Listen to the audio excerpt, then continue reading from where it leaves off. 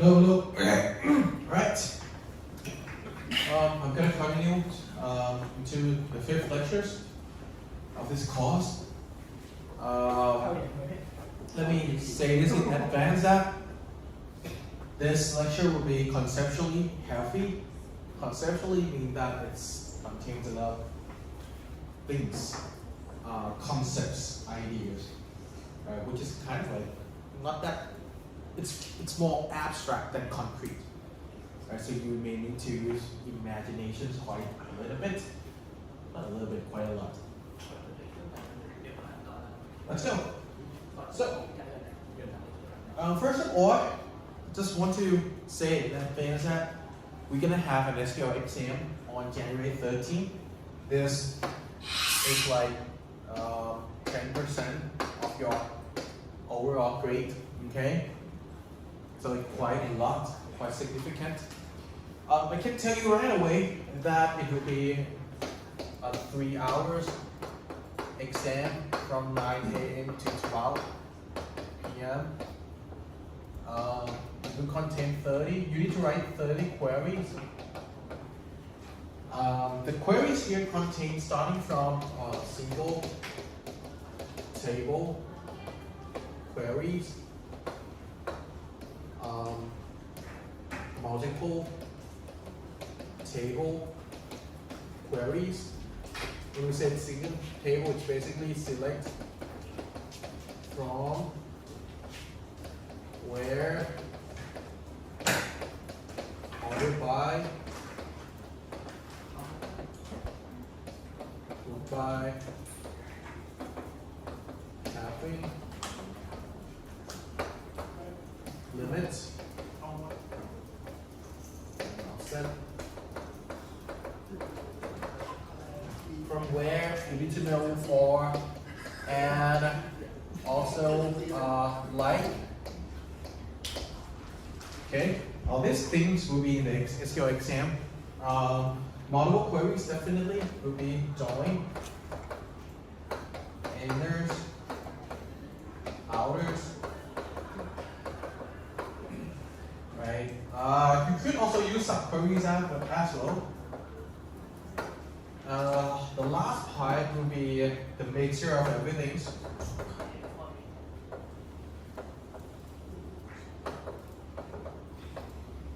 For single table queries, it will be 50% of the overall exam. For the last two parts, it will be another 50%. Which means, if you can only do the single table, you will be able to do only 50% of it. So at least please try to understand the join that PND has taught you yesterday. Okay. The first part will be easy, I can tell you, but the others. Okay. Right. Oh, by the way, I allow you to bring your own laptop. Yeah. It's open book, open laptop. Not open AI. Okay. So we give you opportunities to open everything. Bring your laptop, bring your iPad, tablet, anything. Yeah. Right. What you need to submit is you just need to submit the SQL statement, 30 SQL statements. That's it. We will have a file, and you just need to put the queries into the file. That's it. Right, and submit on the big grade. Oh, by the way, the query will not be auto-graded. So unlike the programming exam that you know result at that moment, for this one, it's auto-graded, but you know big grade is not that fast, right? You need to wait for 5 minutes or 10 minutes before it's gonna review your answer. So just don't wait for the big grade result, okay? All right, any questions on the SQL exam after the new year, for midterm? Any question?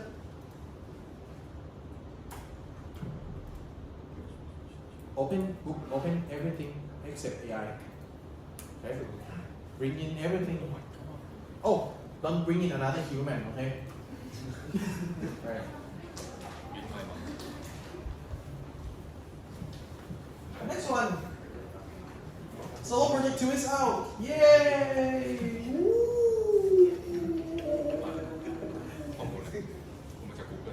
it's due last week of January, so you have plenty of times. We won't want you to break on like this holidays, okay? Take a break, take a rest. But start early as possible, okay? Don't wait for the last week. Alright? Don't wait for the last day, don't wait for the last minute. I think that this solo project is easier than solo project 1, but in terms of scale, it is larger. So it takes more time to do, okay?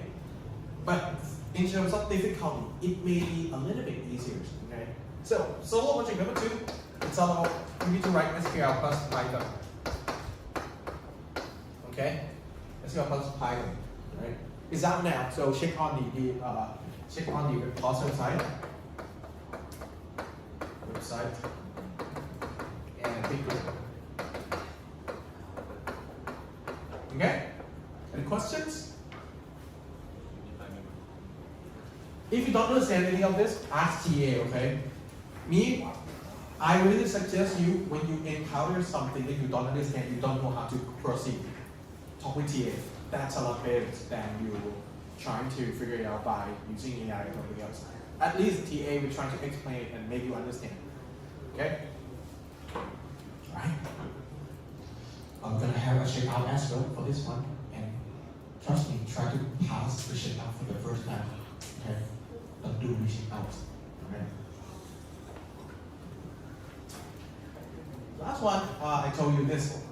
Actually, this lecture is basically heavy in terms of concept because there will be a lot of theory, right? Well, I mean, we have taken my class last semester, so you know that I really love theory. I have my plenty of theory in my head. So this lecture will be theory, and again, the number of slides for this lecture is 88. The time that we still have is like less than hours. So I will try to cover the thing that is important, and then maybe I continue after New Year's, okay? So you still, it depends on whether you watch my videos or not, okay? Anyone of you here have seen this picture before? Anyone of you here have seen this picture before? No. Have you seen this picture before?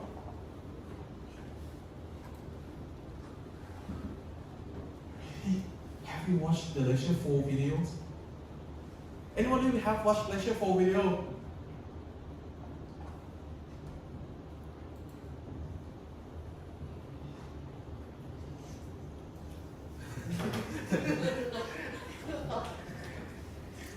Oh, I'm sad. Okay, let's take some time to understand these pictures. So normally when you write some application, okay? So last semester we only talk about writing a program. The program can be used on your machines only, right? Now in this semester we're gonna talk about the application that is more sophisticated. How sophisticated it is. It means that we try to write an application that alive across power, right? Power off, or we still can get like the data still keep, because we use data persistence. We also gonna think about the way to write applications that can be used by multiple users, like your mobile phone application, your web application, so on and so forth. So this will be the applications. I love to call it an end user application. Okay? When we say the word end users, it means that the user who actually use the application, right? So in the applications, on your mobile phones, or even on your web browsers, right? They typically, on your mobile phone or on the web browser, you typically have some databases, small databases. Again, we talk about database. Database means a collection of data, okay? If you check out on your browsers, you right click on your browser, hit inspect, and then get into the tab called applications. There will be, you could see something like local storage, cookies, These kind of things are the database on your browser. Okay? Your browser, your application, web application typically keep some temporary data onto this database, local storage and cookies. Okay?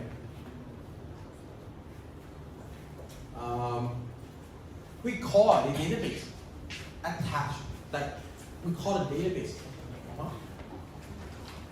Sure. When we talk about when we talk about database that directly interact with applications, right? Let's say your mobile application, you create a game, right? The games could have some data that you just need to keep on your mobile, right? You don't need to send it into like the server or something like that. You keep it onto something that we call an offline database. Offline database means that this database are kept on your machines, on your local machines, right? For offline database, some people, some developers also try to use some database management system as well to manage this database, to make sure that this database are dictated as defined.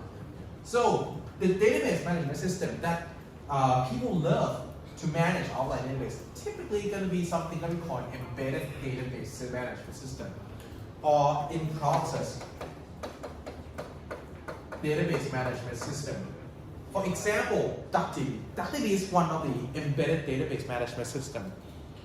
The good thing for DuckDB is that when you want to use it, you just easily need to pip install DuckDB, right? Pip install DuckDB, and then you can just import DuckDB and use it in your Python programs. Very easy. Another one that's pretty similar to DuckDB, which is SQLite, right? SQLite. SQLite is also a database management system that is embedded or in process, which means you can pip install SQLite and then import SQLite, and then you can write any queries that you want. Okay. So these are the embedded database management system. Then another one called Hive here. I'm not sure. I believe that you may haven't heard about it. Hive here is if you have done some mobile phone, mobile application development using the language called, the framework called Flutter, Google. There is a database management system, the embedded database management system called Hive. And they used it 5 years ago, so I'm not sure whether it's still alive or not. Okay. So not only your applications, with either mobile phones, web applications, typically going to have offline databases. Okay, and they're typically going to be managed by some database management systems that are embedded. Okay, so this is your applications, your offline applications. But if you want your application to be online, which means to get maybe data from servers, right? One of the ways is you may want to connect your application with server. When we talk about server, there are two definitions, right?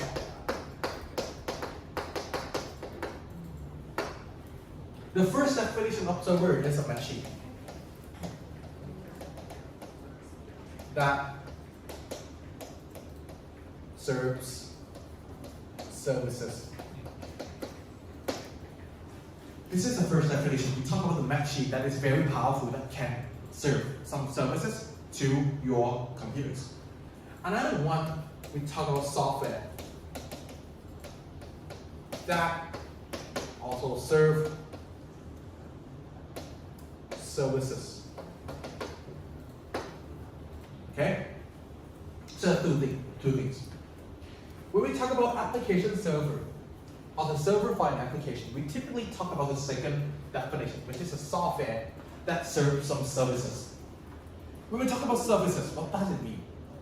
Services here mostly means providing data, or providing some logics, some computation for you.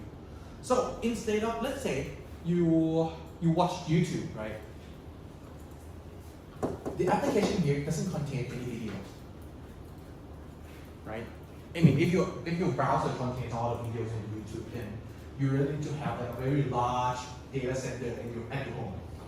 Okay. But now we know that YouTube store their own data, right, in the server. When we say that server serves services, these services typically mean that they serve data, right?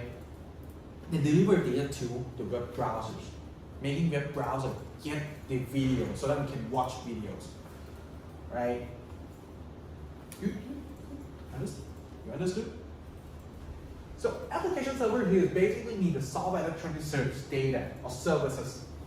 And your applications here, right, try to request for the data, right? Ask the application servers for data. If it is YouTube, then they ask for videos, right? And the application server, what does it do? It will try to access the database on the site. And we call the database on the site, typically we call it online database because this database are the database that multiple users access. Right? The database is online through the network. Right? So videos will be here. The application server need to read the data here and then send it back to the application. So the applications get the data as they want, as they requested. Okay? And as I told you, the database, do we want to make sure that it is correct? We want to make sure that it is aligned with our definitions of the database? Typically, yes. So that is why we have the software, which is a database management system, in between the application server and the online database. So the application server, instead of it interact with the database directly, it's now interact with the database management system here. And then the database management system will search for the videos of interest and then send it back to the application server. And the application server sends back to the end user applications. That is why we can view videos on your mobile phone, right, or on the website, right? You need to know the reason why we have this. We have this. Okay. If you don't know, since this is lecture 5, you don't have much time, please watch the video, lecture 4 videos, okay? I cover all the reasons, right? Database management system here typically not going to be embedded, right? It typically be a standalone process because they really need to have like, they really need to have like more capabilities on the operating system level. Right, so that's why most of this will not be embedded. So you cannot just like pip install SQLite and then import it. You may need to run it as another program. Okay, PostgreSQL, Microsoft SQL Server, MySQL, MariaDB, ClickHouse, all of these. Right? Yeah, tons of more than this, like CDB, so on and so forth. There's a lot of them. Right? Any questions, comments, concerns? So, applications here request the data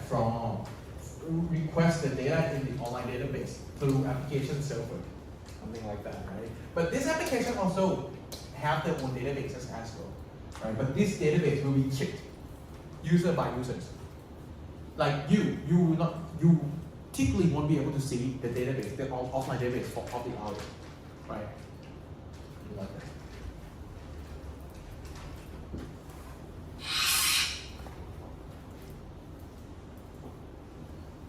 So, I put on more things. It is also possible that we access the database management system here directly through something that we call DBMS client. What do we mean by DBMS client? It's good that you take some labs because this one is basically the DBY. Right? You cannot DBY. That is another way that you can access the database management system directly, right? And when you want to interact with the database management system to modify or alter the online database, what do? You provide commands, right? Described in the language called SQL, Structured Query Language. Okay, I will cover about language next week or the weeks after New Year's. Okay. Also, the application server, if they want to talk with the database management system to get data, to retrieve data, insert new data, update it, they also need to use the SQL as well, structured query language as well. Right? So you can see user application doesn't need to use SQL at all, unless these offline databases are managed by database management system that use SQL. If these offline databases use managed by database management system that use SQL as a language, then it means that these end user applications will need to use SQL to access this database. But most of the time, no. Let's say if you write some web applications, these end user applications are not gonna have any SQL language, SQL statements there. Right? Mobile phone typically not. Right? So most of the SQL will appear at this level a lot. Okay? So typically, let me say this first. When you use like a database management system client directly to interact with the database management system, typically you are in the role of database admin or database administrators, or the one who trying to like define database, update database, delete some data, important data, right? And administrators, right? Not a typical usage that mostly gonna search for some of the data, insert some of the data, right? Okay. So what I'm going to say is, in the solo project number 2, I'm not gonna let you do all of this, but I will focus on this one.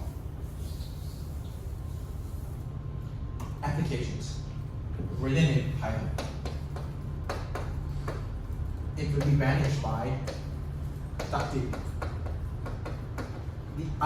The application is gonna have an offline database, which managed by DBP. Okay, which means when you want to interact with an offline database, you need to use SQL to talk with, to modify the offline database. So this is what I want you to do, okay, in the solo project number 2, right? Okay. In the lecture number 4, we'll talk about, I say that database definition is basically a schema plus constraints. Schema, what is a database schema? Schema is a description of the structures of a database.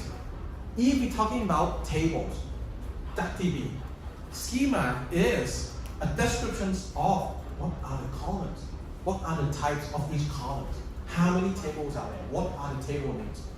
That are schema, database schema. Constraint is a rule that dictates the values in the database. Okay? The example of the constraint that TA have taught you are like primary key. Primary key is basically you ensure that in that column all the values must be unique and must not be null. Okay? What else? We have foreign key, right?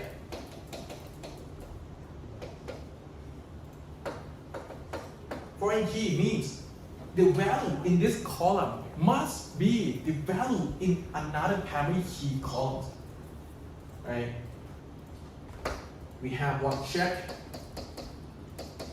that you can put on like a conditions. Maybe like years must be in between 900 and then must be greater than 1990, and it must be lower than 2100, something like that. Check constraints. What else? We have unique constraint. Unique constraint means that the values in that column must not be the same. It must be all unique. Right? Last one, we have not null constraint. Not null constraint means that the value in that column must not be null. Okay? Any questions, concerns? I'm not going to cover it because I already covered it in the previous lecture, and I believe that TAs have covered it in the lab as well. So, both of these define the database. Okay?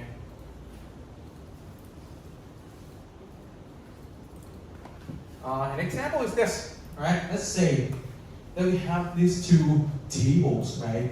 And this is a schema, right? We have the first one, we have the definition of programs, a table names programs, right?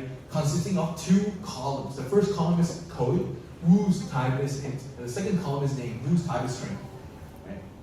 Program basically defined as a table with two type columns, right? We have students here containing 5 type columns, right? You can see that the schema tell you the column name, the table names, column, how many columns are there, the column names, the column type, right? Those are what schemas tell you.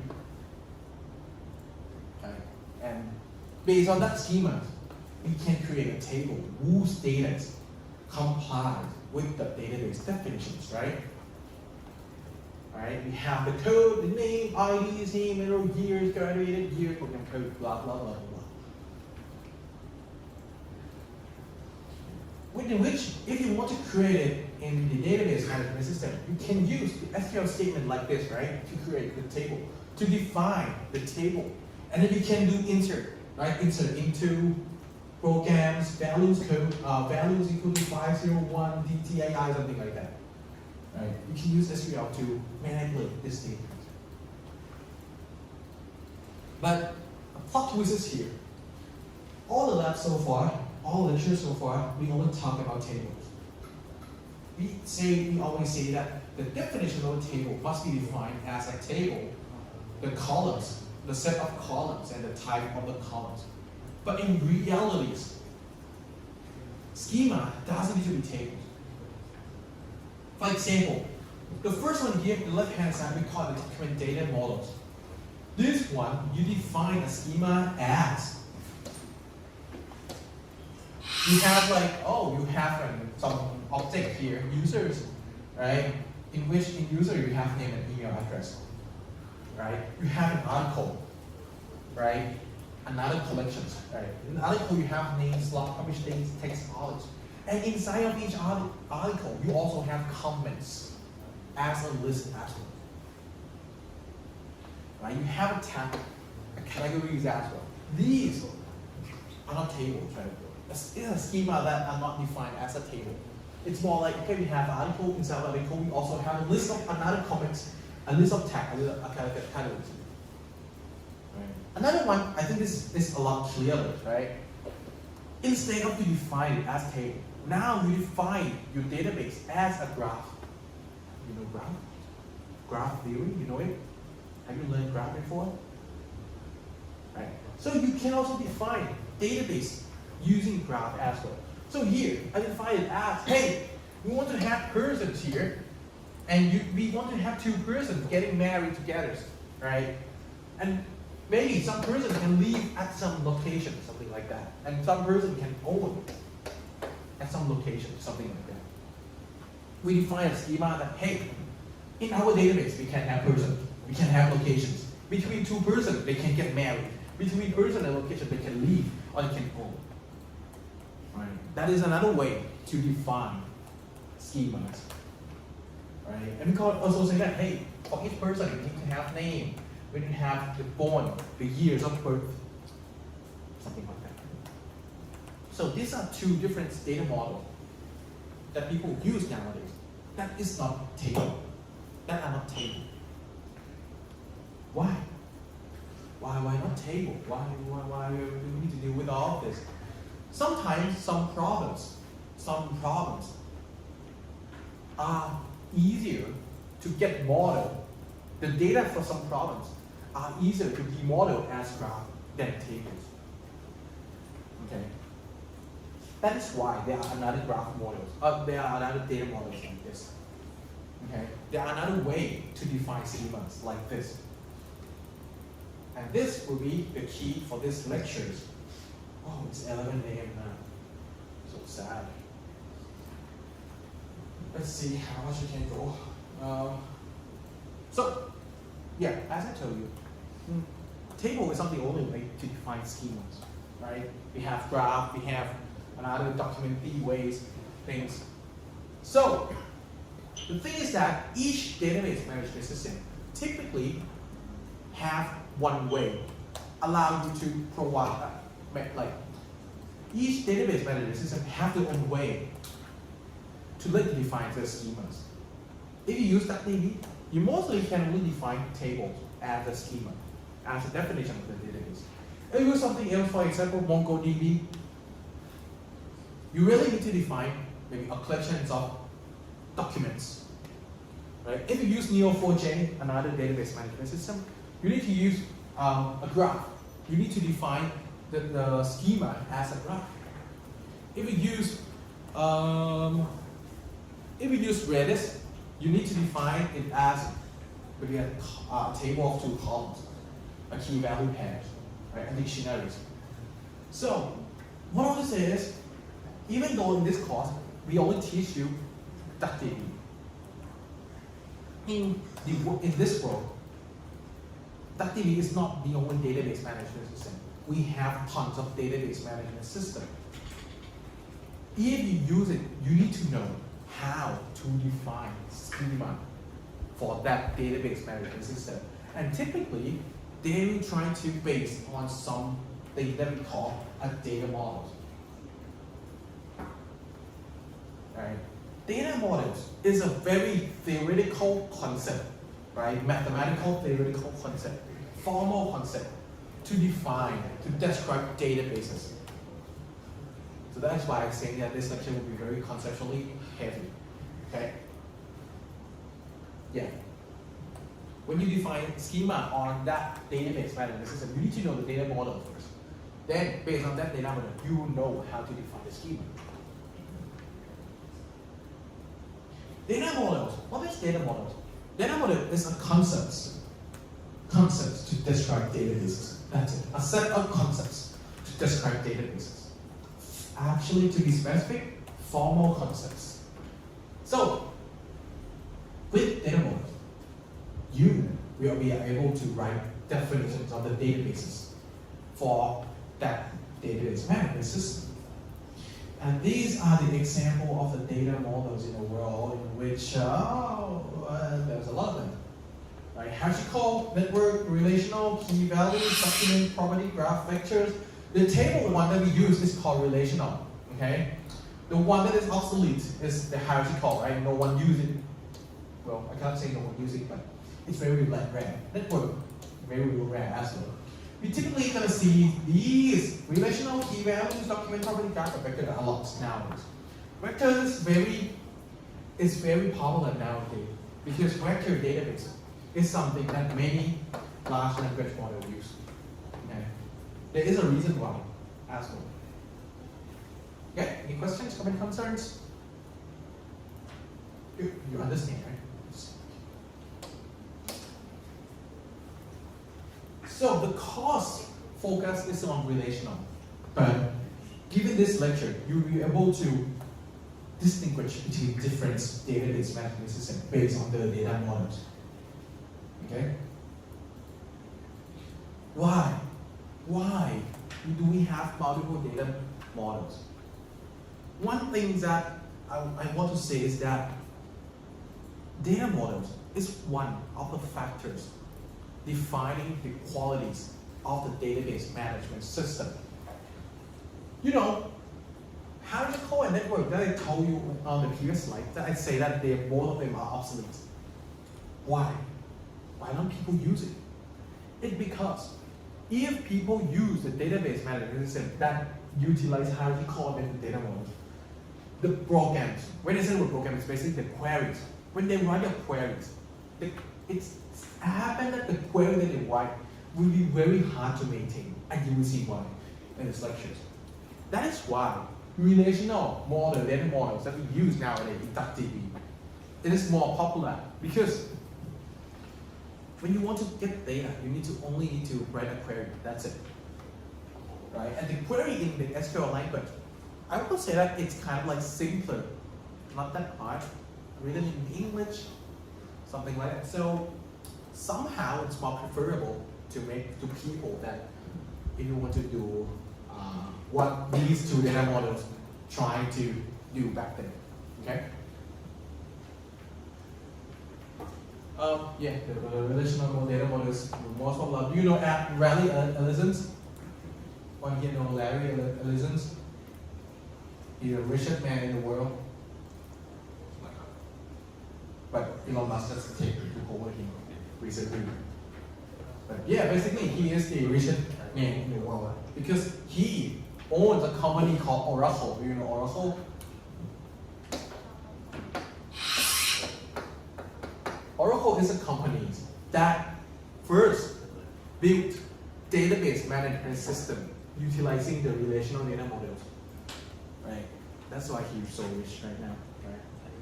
You may know. Right? So for data models, when you design, when people try to invent new data models, there will be tons of factors to consider. Right? The first one is about data redundancies. We will talk about this before midterm week, right? Data redundancies. What do we mean by data redundancies? Data redundancies means when you store data, let's say, I store like Alice, let's say this one is money, right? A table for money, right? Alice have like 20 units of money, something like that. And then maybe I have like the age. And then I say Alice, age is 30, something like this.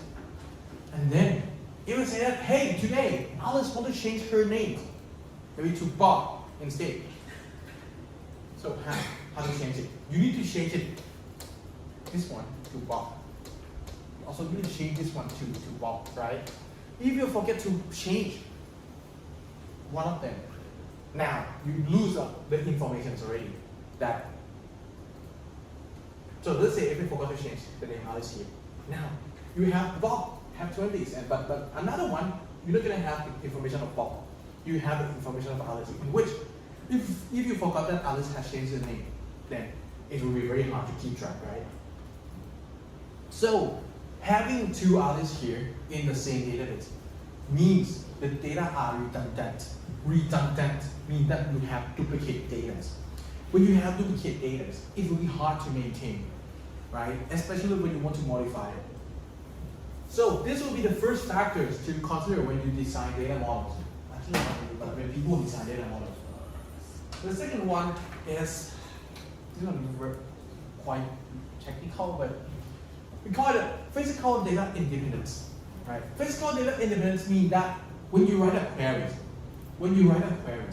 if the data model has this property, physical data independence, it means that your queries, it doesn't need to provide any physical structures or data organizations into the queries. You may think that, oh, what the hell is this? So you need to see how network and the hierarchical data model does. And it's really, you need to specify the physical structures, and that's why the queries are so very hard to maintain. Right? But if you see the SQL that you use, the DBP that you use, you don't even need to say that, hey, this table is organized as DSM as packs, right? Just need to specify that, hey, I want to get data from this table, from this column, something like that. That's it, right? The third one is the logical data independence. Logical data independence means that when you change the schema, whether the queries can still be running or not, the query will still be valid or not. Right? Let's say I add a new table. Will all queries still be able to run correctly? That is what I mean by logical data independence. If I remove one column from a table, will your query still be running as fine as the back then? Right? That is what logical data independence is. And lastly is a query language. Data models also dictates how the query language of that database management system will be. If you think that SQL is hard, they are harder ones that you don't want to touch. SQL is, I would say that personally, it's easy, it's one of the easiest language for database management system, okay? Because there are a lot more chaotic language out there. So actually, this is today's agenda, but I don't think I can cover all of it, so I will go to the hierarchical data models and then I will get you, I will dismiss the class. Okay? And you will see that you are lucky that you are at the eras that have, relational models are so popular. Okay? The relational data model is very popular. So, in the hierarchical data models, you need to understand what entities first. Entity is the thing, the type of a thing that you are interested in. For example, let's say in my database, I'm going to store a person. No, a collection of persons. Entity is a person. And I want to know that this person is working on some things, working on some tasks. So I will have tasks as another entity. Right? Person and task. I want to know, I want to maintain the information of which persons are doing which tasks. Okay?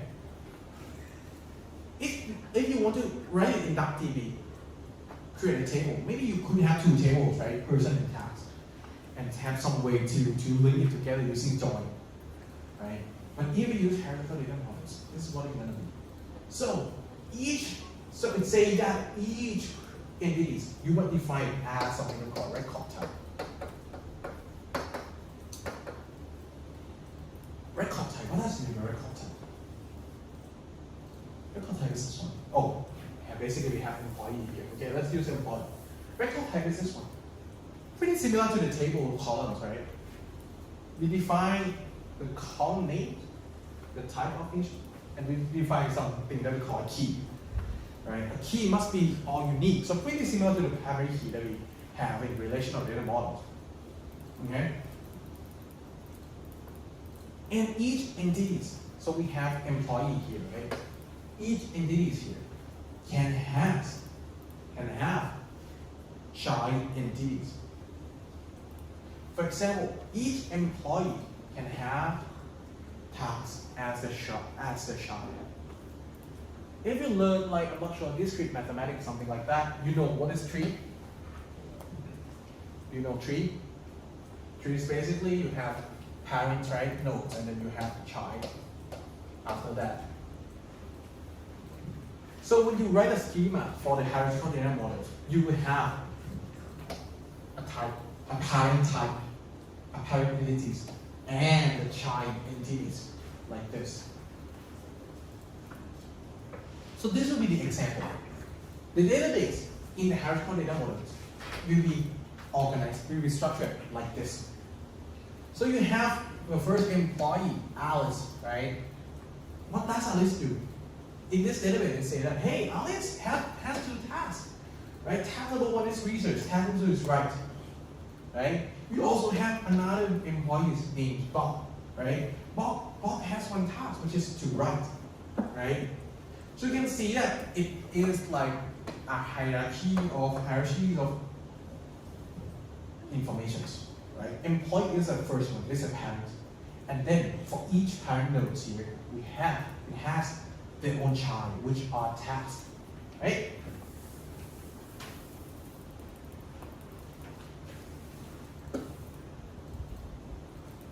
So this is the way that hierarchical data models dictate,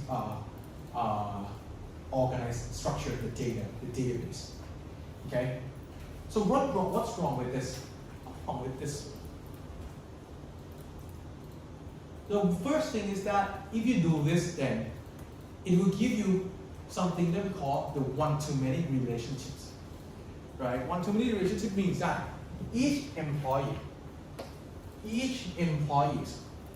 can have multiple tasks. One employee can have many tasks.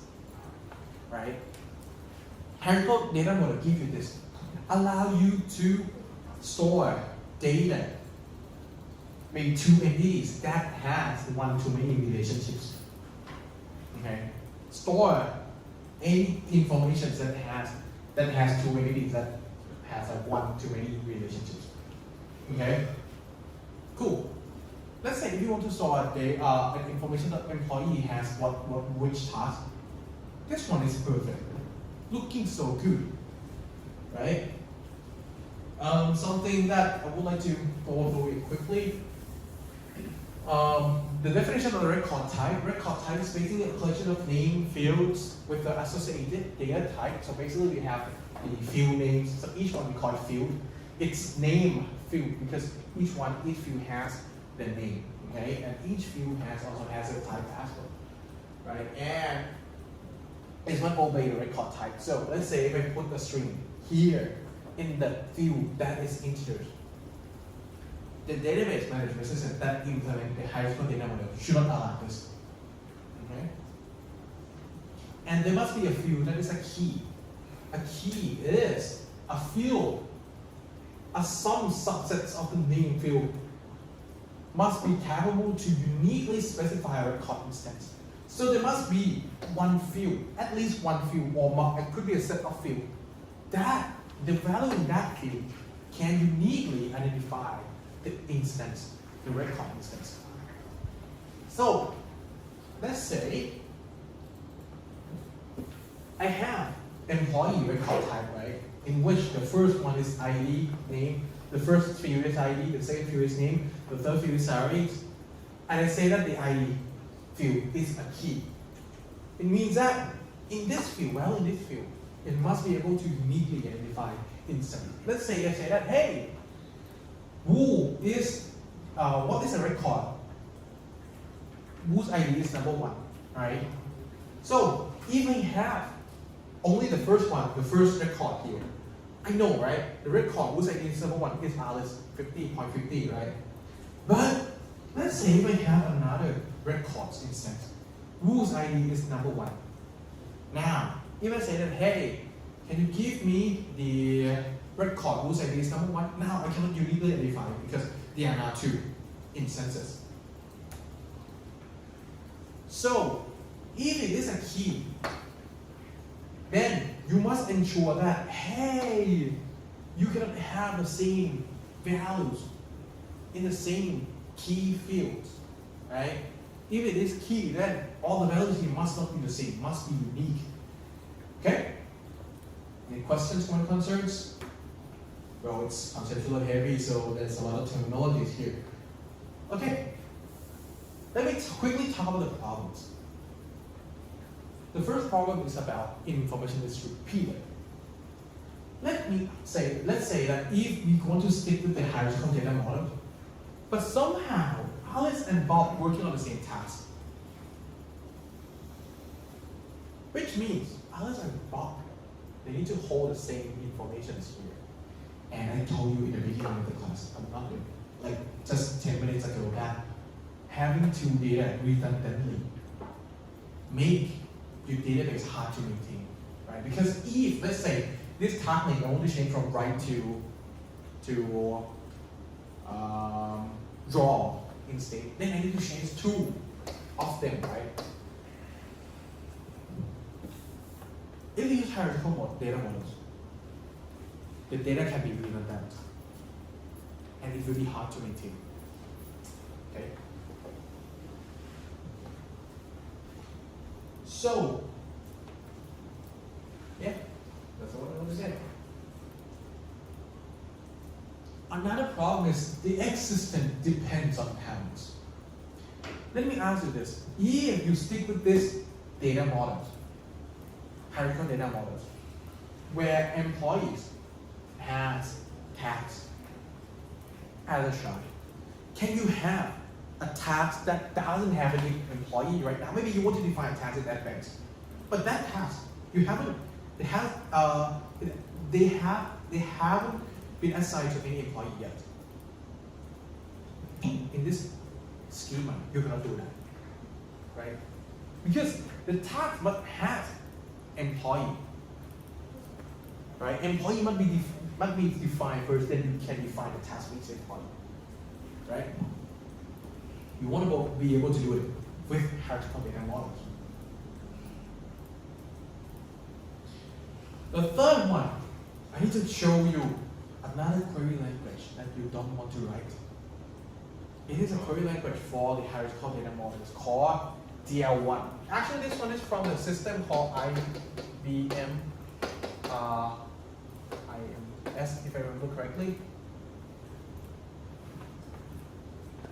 If you want to get names of employees who are doing research, this is what you need to write. This is what you need to write. Just look at it.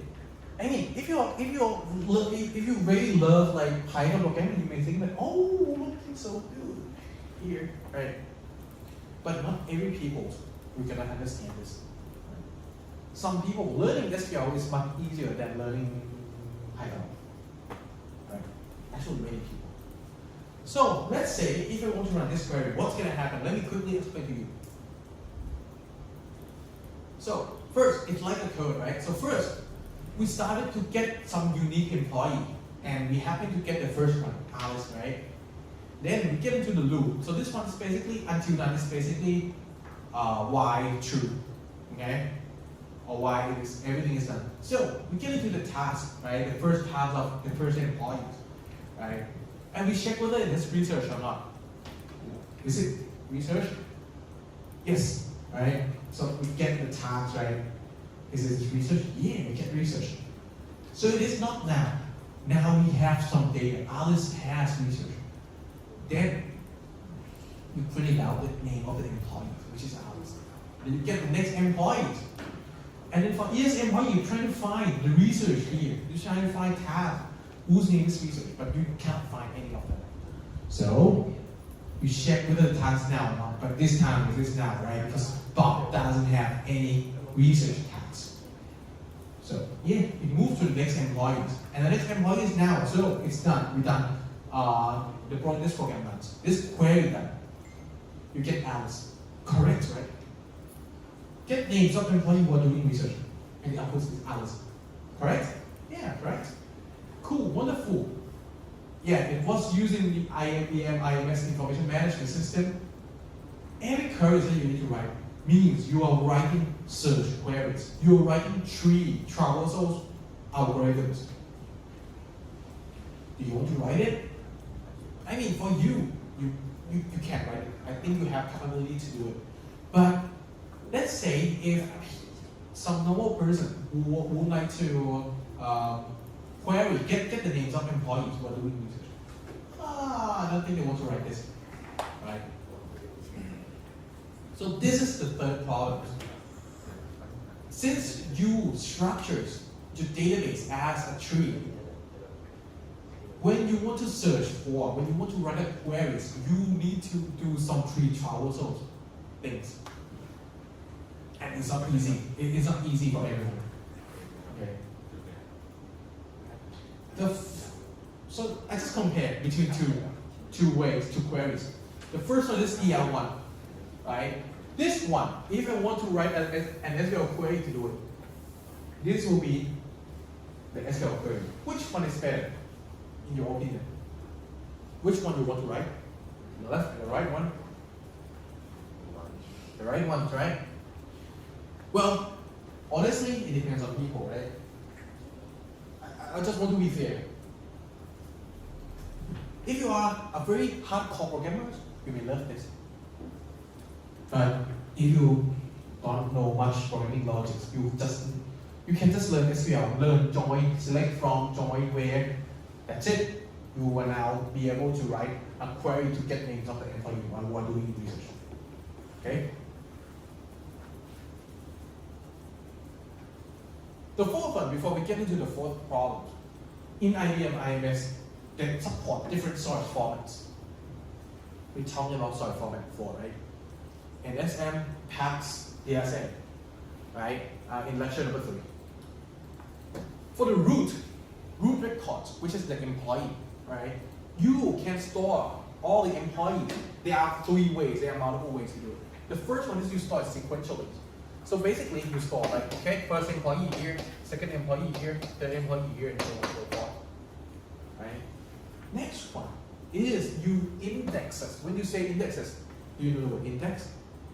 When you open up the book, there will be a table of content, right? If you want to navigate to some page, you just need to open the table of content and then see, hey, this is the chapter that I want to read. So you know the page.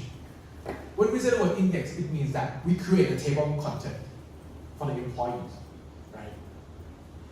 The table of content is technically this one use something that we call B3. After midterm, we will talk about this, okay? Another one is the hash, right? Hash.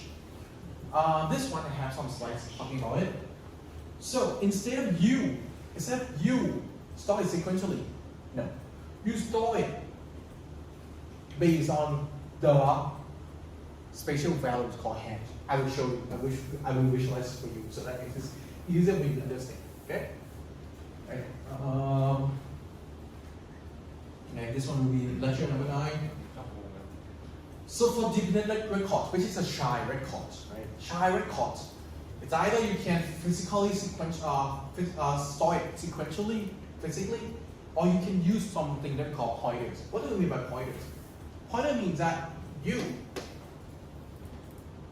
mean, if you remember the composite data type lecture last semester, I don't think you remember it. So, let's say I have Alice record here. So, in order to store the shards, one of the ways is, hey, in Alice, I store the location, the memory locations, memory address of the shard records. You see, that is one other way to do it. Okay? Well, you don't need to remember all of this. What I want to say is, hey, there are multiple ways to store employee and tab, right? What's wrong with multiple ways? I have some example. Okay, if you want to store sequentially, then this is the way you do it. Okay, I'm gonna quickly go through it. Yeah, the benefits. There's some benefit of doing it. I think there's a hash, and you're gonna do this. This, that, those, and these, right? You can see that there are multiple ways to store data, and multiple ways to query as well. So, okay, one way to I think I need to cover this. So if you store sequentially, right, it means that, hey, in the files, I store Alice here, right, I store Bob here. Store sequentially. When I store sequentially, it means that one thing that you need to do is each record typically need to take the same size or the same number of bytes. For example, this one, each record takes 40 bytes, right? The same. We call this kind of thing a fixed site records. The good thing is about fixed site record is that if you want to access record number 2, right? I don't need to go to like 1, 2, 3, 4, 5 sequentially. I can just this Python code. Okay, you should know this already, right? We open this file, right, in the read mode. Okay, then this one you may haven't seen it before. In Python, you can do something that we call seek. Seek means that instead of you start reading from the first bytes of the file, you can skip and read these bytes of the file instead. So you skip the data that you need to read. It will make the data reading on the query faster. Okay? So if each record takes the same number of bytes, it means that if I want to get to the second record, I only need to skip the first 40 bytes, right? If I want to read the 10th record, then it means that I need to skip 9 records. And each record takes 40 bytes, which means I need to skip 360 bytes in order to read the 10th records. So I just need to skip using C, and that's it. I don't need to read 1, 2, 3, 4, 5, 6, 7, 8, 9. I can jump right away and read the 10th record right away. Okay? So this is when we store it sequentially, right?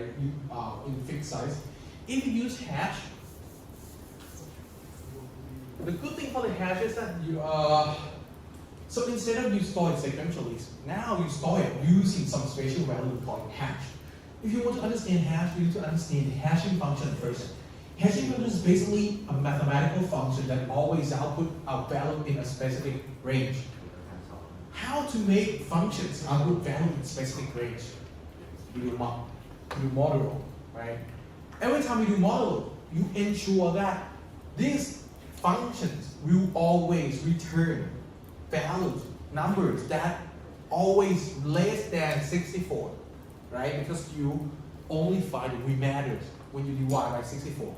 So if you ensure that the value, the output value will always be less than 64. So, what is good about hash functions? Since we know the limits of the output, that it will be from 0 to 63. Right? We could try to store it by, okay, we have a file. We create a file with 64 slots of data. Right, from 0 to 63. This file has 64 slots. If you want to store Alice, we put the ID of Alice into these hashing functions. The output will always be within 0 to 63. Right? We put 1 times 2. Well, actually 1 times 2 is 2. It should be that here. Sorry, it should be at this point. 1 times 15000. Okay? Right, we take 1 here, right? And we put into the hash functions.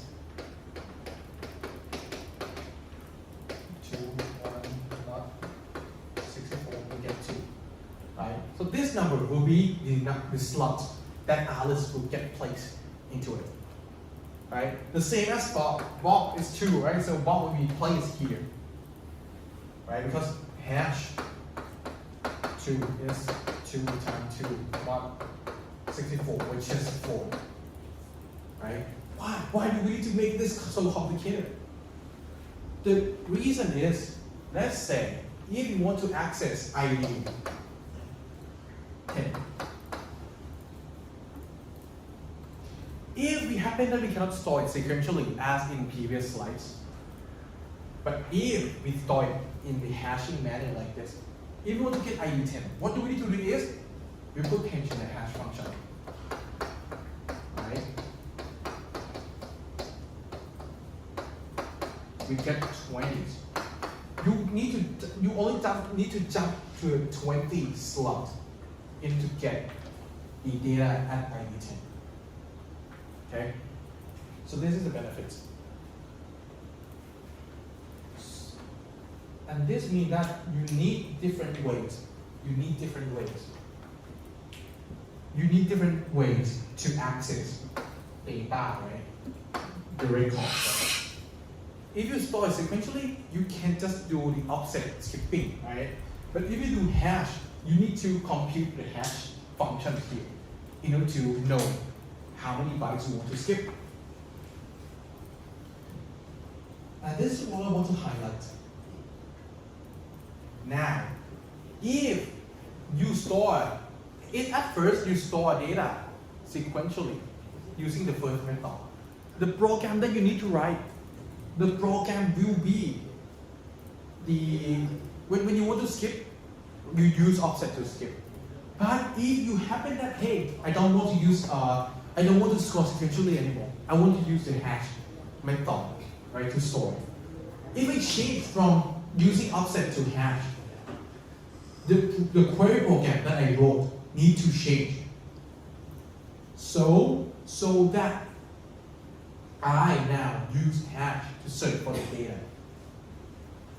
And this is a problem that we call physical data, limited physical data independence.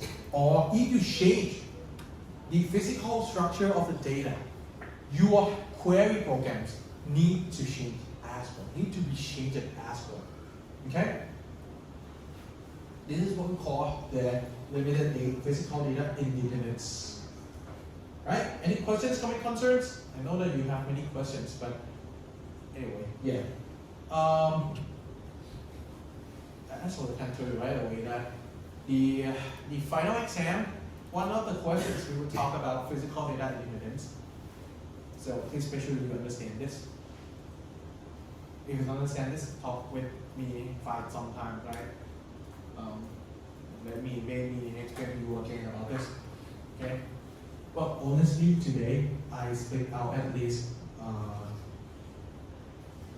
think 2 final exam questions already, maybe 3. You just need to find it by yourself. It's not in this, only on this slide. It's in the morning, the beginning of the class. Okay, the next one will be the network data model. As I told you, we don't have time to cover it today. So, I guess that's it for today's lectures. Any questions, comments, concerns? Oh, so quiet. If no, then thank you so much for joining today's lectures. Happy holidays. See you after New Year's. Right? Bye. Thank you so much. New Year's. It's quite a long time, right? So, welcome back from the holiday, the long holiday. We left over with lecture 5, right? We haven't completed it yet. And this lecture, as I told you before, it's conceptually heavy. So, yeah, again, you need to have some space in your brain to absorb what in this lecture, right? But this lecture is in terms of the benefits, right? What is the benefits of having this knowledge? You know, so far, the labs, right? We have learned DBP, right? One of the database management systems.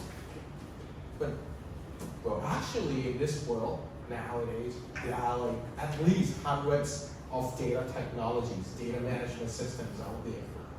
Hundreds of thousands of them. The question is, how should you pick it? How should you pick the technologies rather than, oh, I'm gonna go with that DB for like entire of my life, right? So that is a thing. That is the reason why I picked this lectures and teach it. Okay? Because I want to show you that, hey, there's not only one type of database management system. What the hell? Go ahead. Is it on? Ah, it's fine. So what I want to say is that there's not.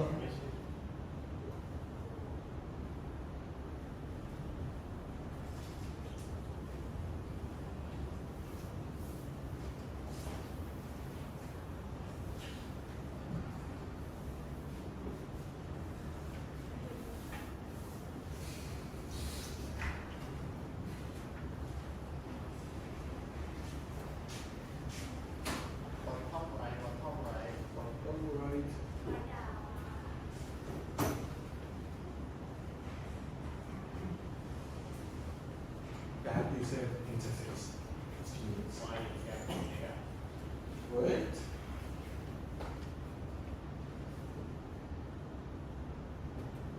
This one is good.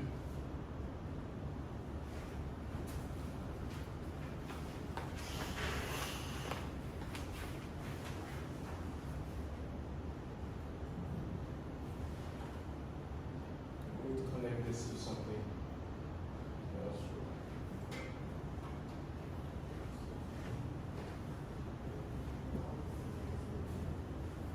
It's loud.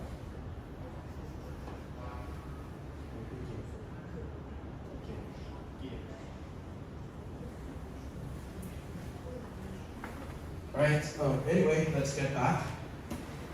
So, this is a key, right? In this world, there are not only a single data technologies or database management system like DBP. There are tons of them. The question is, how should you choose them?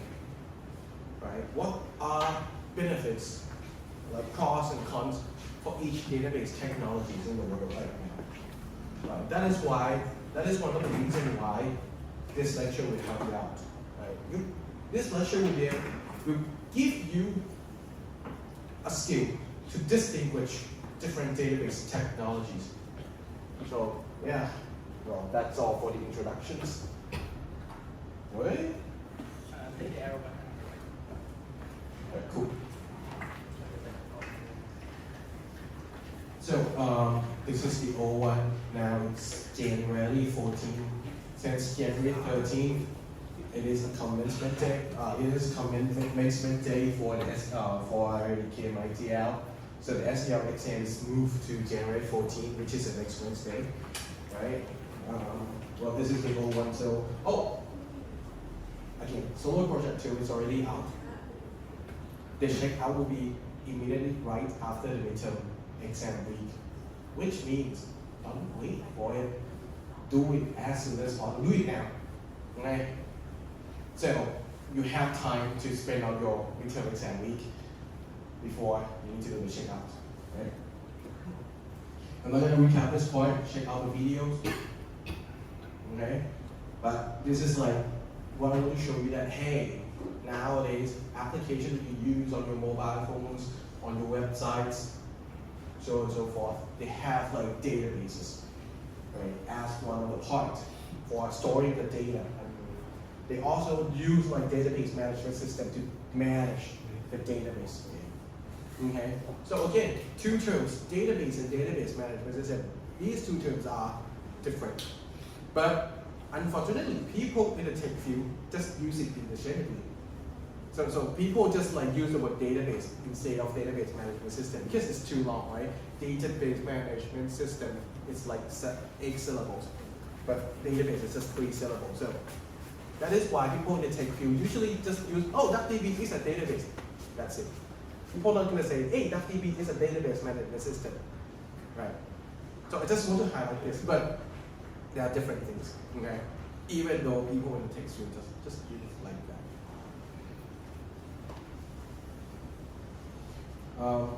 Again, when you want to create, when you want to use a database management system, you need to define, right? You need to define your database, not a database management system, your database, which is basically the structures of your database.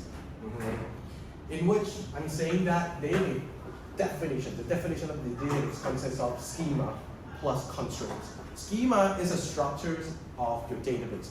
If your database management system uses a table-like structures, then you need to define how many tables are there. For each table, how many columns are there, what are the column names, what are the column types, right? That is a schema, right? The next one is the constraint. Constraint is basically rules that not the column types, not the column name, but more like, okay, this column, it must be greater than 0. The values of data in this column must be greater than 0 always, something like that. Or the value in this column must be the primary key of another column, something like that. Okay, so that is the constraint. So basically the rules, right, rather than just the structure of the database.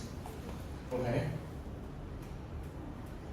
Check out the video number 4, so I'm not gonna talk about this anymore, but what I want to highlight in this lecture is that there's not only table-like schema.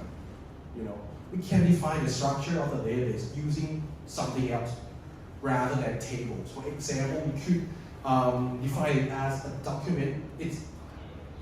I think this one, the better word is a nested object. In the previous semester, we learned about class, right? And the class can allow us to create an object, right? Imagine an object where one of the variables in the object is also another object, right? So that is what we call a nested objects. So this, there is one kind of technology called a document database management system.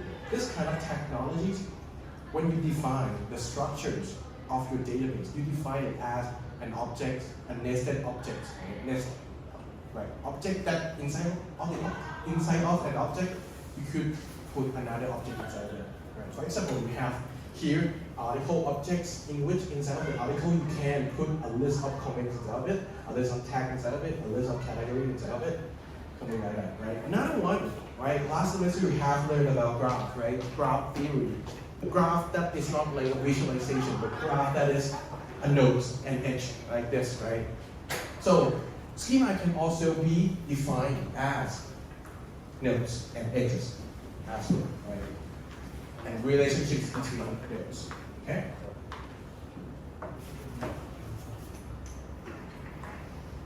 Yeah. And since now you know that, hey, schema can be defined in different ways. That is why when you get into a new database management system technologies, you need to know which kind of schema do they want, right? And you need to define it precisely based on what they want, okay? For example, if you use a technology called MongoDB, MongoDB, If you use a technology and you just define your database as tables, that's not going to work because they want a nested object as the structure of the database. Right? Again, if you use DB, but you're trying to define your schema or the structure of the database as a graph, that's likely not going to work, right? Because DB require you, when you want to define a database in DB, what you need to do? You need to create table, column name, column type, right? Column name, column type, column name, column type. That is what you need to do. So, first, when you get into some new database management system, find out which kind of schema do you want, which kind of data models do you want. Right? So, data model is basically a concept to describe databases, or basically the concept to describe schemas. Right? There are tons of them, right? Actually, in this class, we're going to focus on relational. Well, the terms here may seem weird, but basically this one is just a table, okay? The database schemas that, or the database management system technology that you define the schema using the structure of the tables, okay? Last time we talked about hierarchical models, right? Hierarchical data models in which when you define the database schema, you define it as a type here and the child type, right? For example, here you define your database schema as, hey, we're gonna have tons of employees, and for each employee you can have multiple tasks, right? So this is the hierarchical data models. The problem with the hierarchical data model is that it only allows one-to-many relationships, which means if, let's say, you have tasks, the same, you want to have a task that need to be, that multiple employees need to do the same task here, you need to duplicate the task multiple times, right, in your database, right? It causes what we call data redundancies, which that's why last time that it's not quite great to have redundancy, because when you want to, let's say you want to change from the word right here to something else, you need to find all the occurrence, right, of this task in the entire database and change it all, right? And that could cause some times, and also if you need some task number 2 here, then the data in your database will be inconsistent, right? So this is because the database schema here, it tells you that one employee have multiple tasks. It doesn't have an arrow from another employee to the task, right? So that is why information is getting repeated. Another thing is that the task cannot exist by themselves alone, right? It must have employee regardless of what based on this data model. That is why you're gonna just have like a task that doesn't have any patterns or doesn't have any employee. Right? That is another problem of the hierarchical data models. Another one is that the query language of the hierarchical data model typically something like this. So, looks so cryptic, right? Looks like, oh, we need to get unique, get padding parent, check whether not now, blah blah blah blah blah. It's hard, you know. You need to basically form an algorithm in order to write the queries. In order to find like, oh, employee were doing research, which is our list, right? It's hard. You need to write something like this. Instead, if you write an SQL, you just need to write this, right? There's not such loop logics in SQL, right? You just need to define, okay, this is the column and what? This is the table that we need, employees and tasks, right? And this is the filtering condition that we want. That's it for the SQL. But in the hierarchical database, typically you need to write something like this. You need to say, we need to loop, this one is basically while true, okay? Loop forever, right? And then, actually not loop forever, but loop until it's done, right? And then we need to get the next parent, check whether it's not now or not, get the next employee, blah, blah, blah, blah, blah. It's hard, right? It's hard.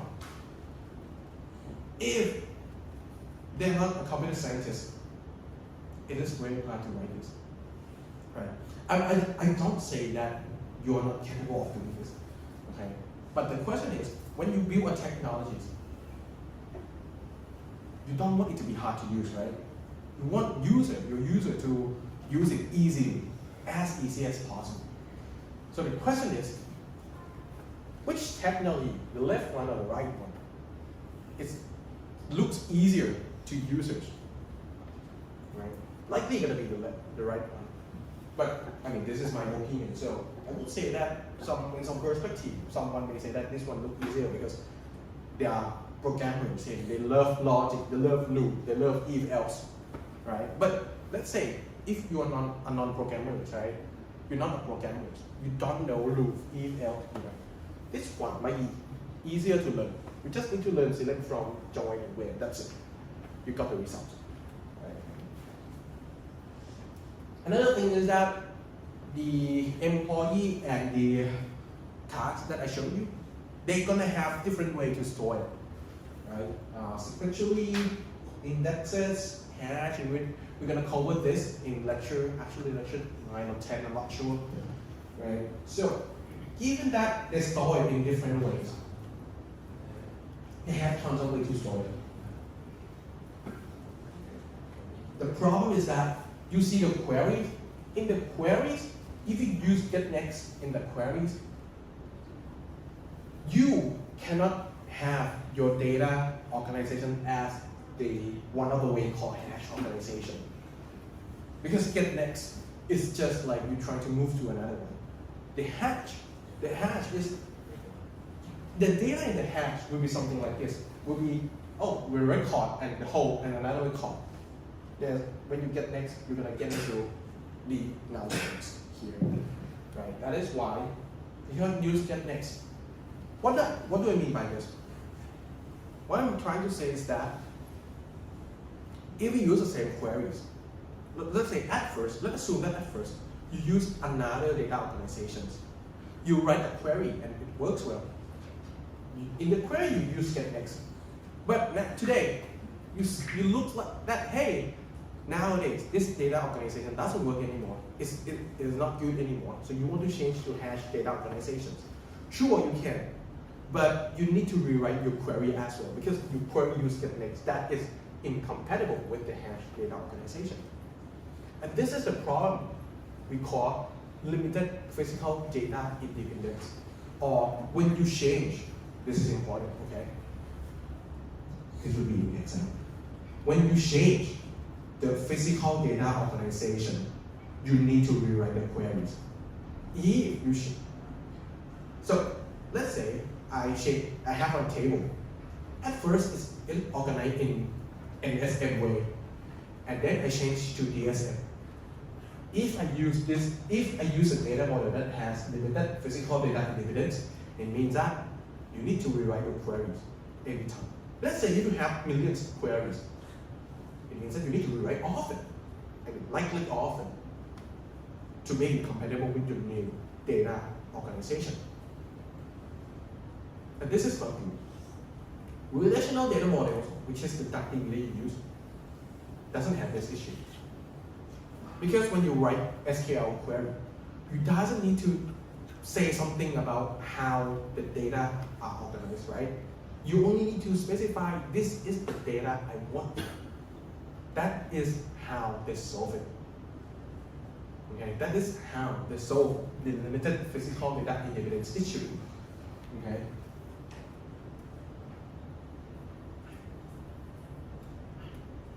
So, yeah, this is what we left off last time, right? So, next one is the network data models. Network data model, I'm going to go through it quickly, right? It is important, but I just don't want to brainwash your brain right now, okay? So, back then, there is like a committee, and I can't say it is an organization, but a group of researchers and industrial guys called CODASYL, CODASYL, Committees on Data System Languages, who trying to invent new query languages. Right? They say that, hey, hierarchical data model is not good, so all the information is getting repeated, right? So I don't want that, we don't want that. So why don't we just organize record types, employee tags as a network instead of a tree? When you organize data as a network, what is the benefit of it?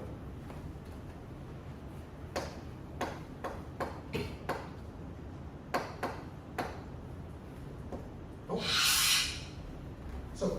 organize like employee tasks, all the tasks will have employee, right? But if it is a network is basically a graph, a normal graph, right? You can have like employee and tasks being an independent entities, and you just have another link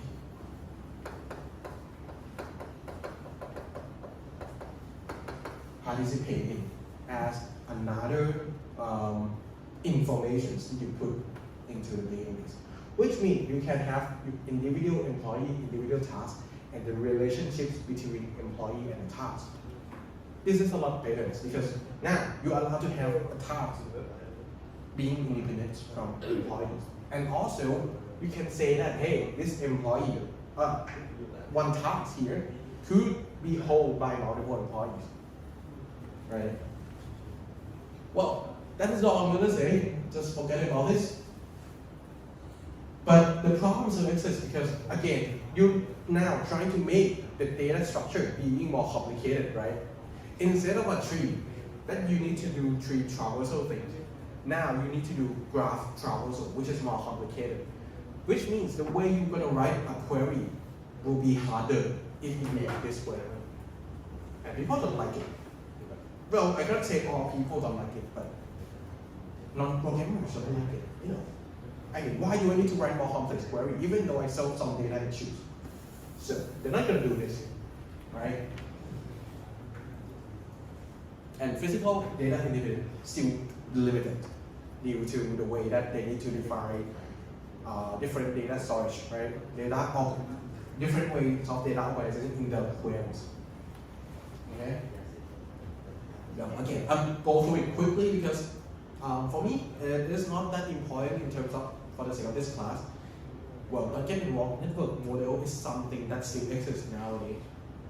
I would like to highlight it, but well, they're gonna be, your brain gonna get overloaded if I put a lot of information on you in terms of network data model. Because the most important thing is the relational models. This is the most important thing, okay? In this lecture, at least, even though you don't understand hierarchical data model, network data model, try to understand this, okay? Ready? Are you ready? So, relational models happens because of this guy, Edgar F. Codd, or Codd, right? So, Ted Codd, right? So he solved, so hierarchical data model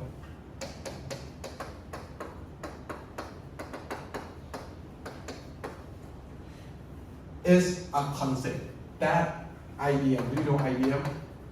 Who here knows IBM? IBM is a tech company that I think in the last centuries, oh my God, maybe last decades, it was not last decade, last 2 decades, 20 years ago, it is very popular, right? It's even popular than, I believe it is even popular than Windows or Microsoft, because it is a company that commercialized a lot of computers that people use back then, right? In some, I think in some bank, the ATM machine, oh my God, no one use ATM right now, right? It's bad, I feel so old right now. But I mean, the old machines, they typically use IBM, right? Instead of Microsoft or like iPad, Apples, right? IBM is likely the first few companies that invent database management system, DBMS, and commercialize it. Commercialize means that allows external users to use, not only the employees, but they sell it to others, right? One of the DBMS is called IMS, Information Management System. IMS here was using hierarchical data models. And you know the downside of the hierarchical data models, right? You know that when they change the physical data organizations, whenever they change it, they need to rewrite the queries, right? Change data organizations, rewrite the queries. And Ted Codd here, I think if I remember correctly, he was an employee in the IBM, and he saw IBM, IMS programmers. They saw them. Today, the first thing is we gotta change the data format. We gotta change the data organization. And IMS programmers was like, oh, man, they need to rewrite all the queries again. They do it everywhere, every single day.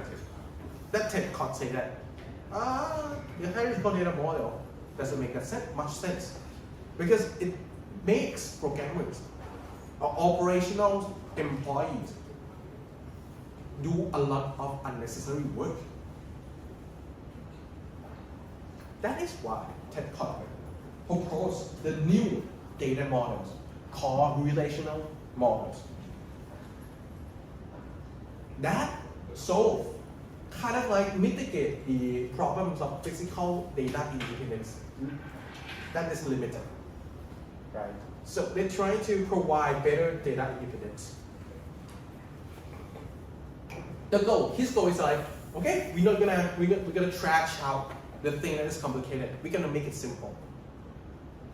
The first thing, data must be stored in a simple data structure, like table. Because why?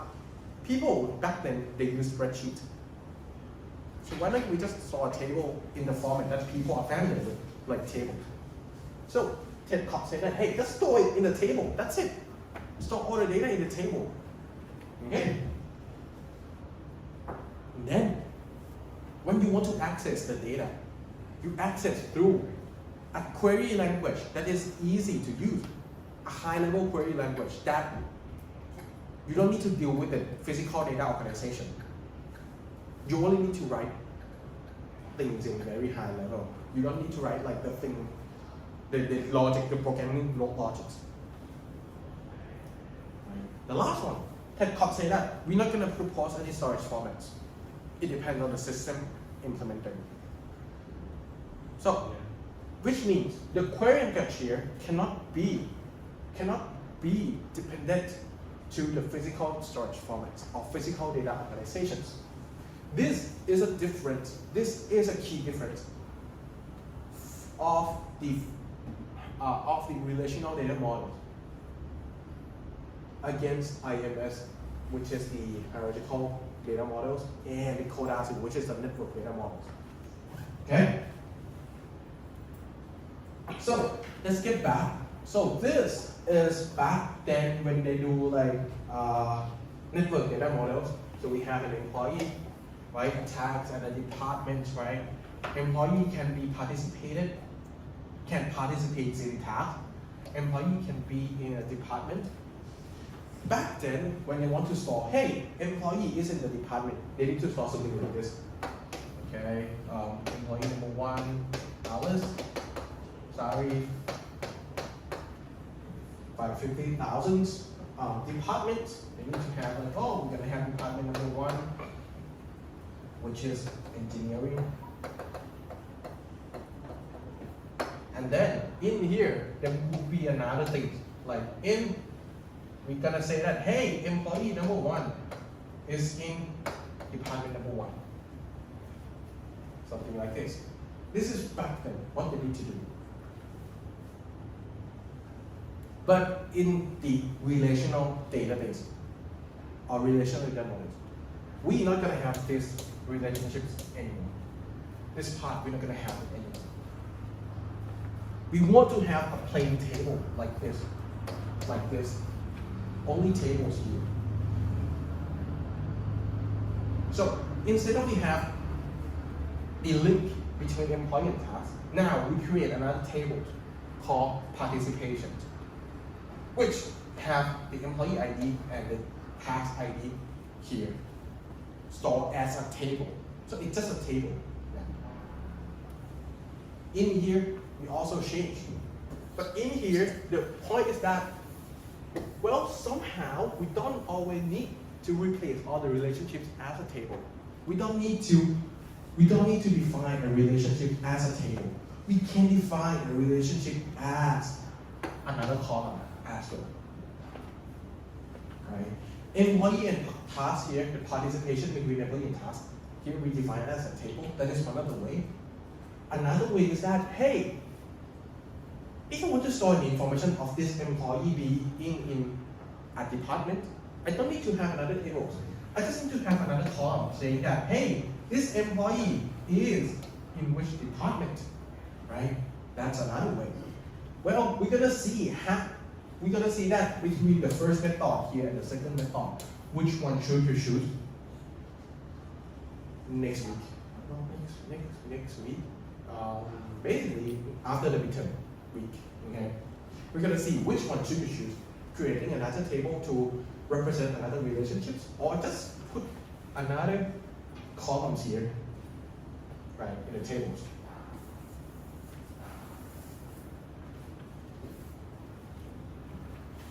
But basically, now you only have tables. This database contains 4 tables. That's it.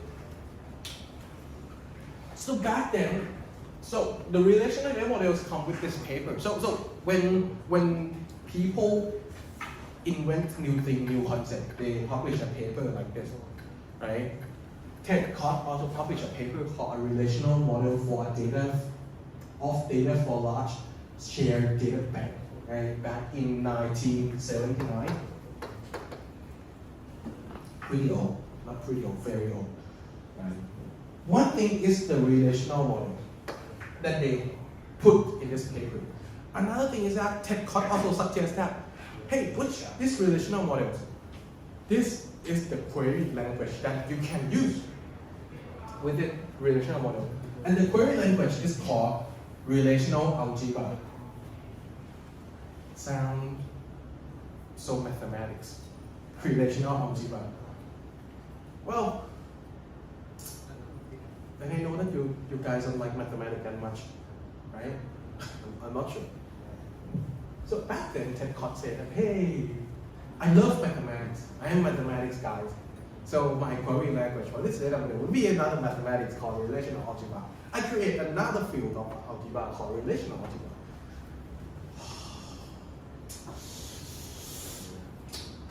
You will see. I will tell you this lecture, and I will tell you that learning it is good, but you don't need to know it. Okay. So this is one thing, relational algebra. Another thing is the normalization theory. What is a normalization theory? The normalization theory is a theory to design the structure of the database. That will make your database contain less or fewest data redundancies. So K-DAI also figure out like the way to solve data redundancy problems through something that is called normalization theory. I cannot say solve, it's more like mitigate.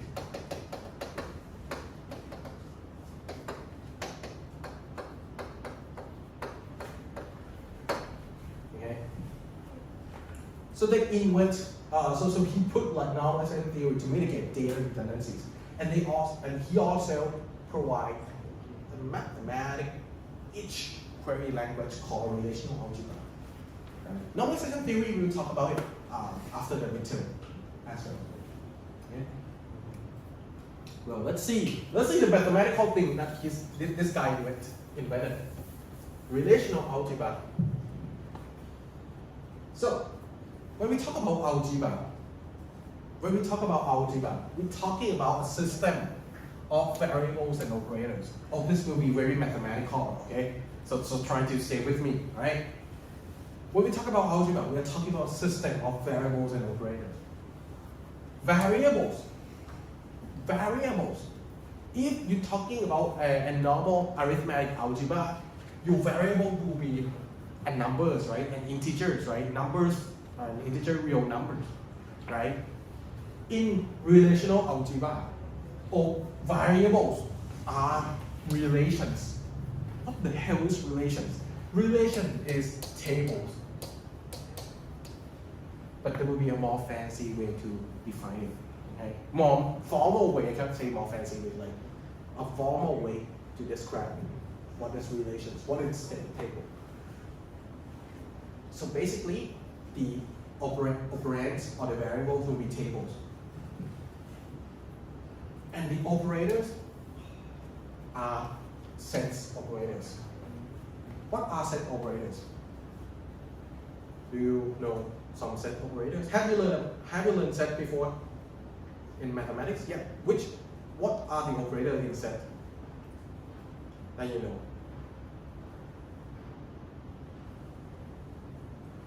What are the operators in set that you know? Anyone want to say? Any example? Don't be shy. Don't be afraid to be wrong. It's normal. What are some set operators that you know?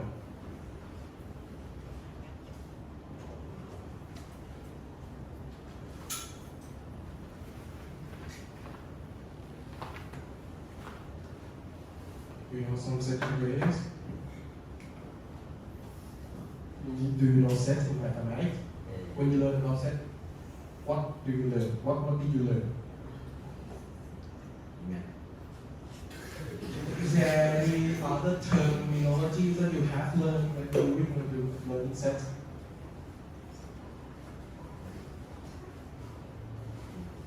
Wow! Oh. When you learn set, which kind of new operators that you learn?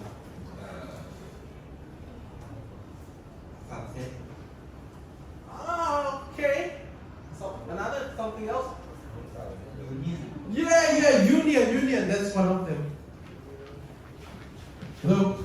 You learned have you ever learned set before in mathematics? Oh, that's sad. Hello. Have you learned about set before? No, you haven't learned anything about set before. Set S-E-T. Oh, that's sad. Have you learned about set before? Is there any other operator than union you learn? Yeah, intersections, right? Is it? Hello? Have you learned about set before? Oh, that's sad. Have you learned about set before? Have you learned? Which kind of new operators you learn? Yeah, compliments. Good. Well, that's are the operators we can use in relational algebra. Okay?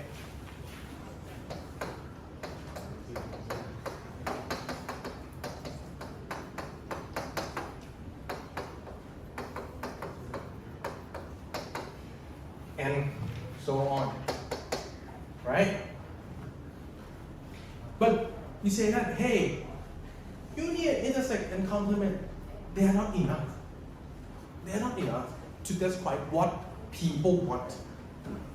To describe all the operations that people want. So they're gonna have additional relational operators. For example, selection, projection, and join. Join. Do you know join? Do you know join? You know join? You know join? Do you know join? You know join?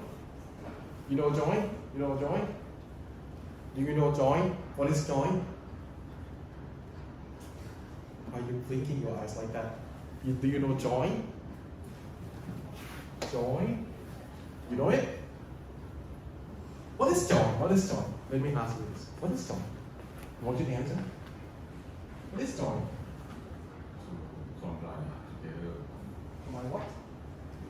Combine. What is something? You're almost there. Data in the format of. Almost there. You want to help your friend? Combine what? Combine what together? Join combine what?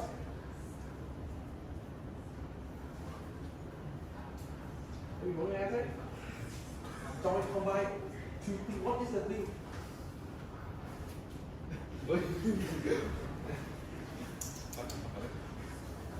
Do you know join is combine what? Join combine. Not exact. Do you know join? Join. Yeah. Maybe it's okay. What is join? As like to when you want to know what is there's in the sales and join together, but what is I think you kind of understand it, but I just want like answer it just like, oh yes. What is going? Oh, what is going? What is going? What is going? Oh, that's that. You know what is going?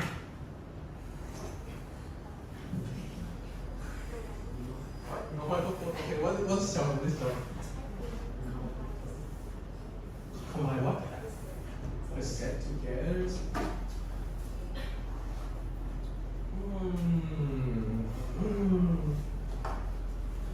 Well, the reason why I'm here is because I think your answer is correct, but it's just not that the right answer.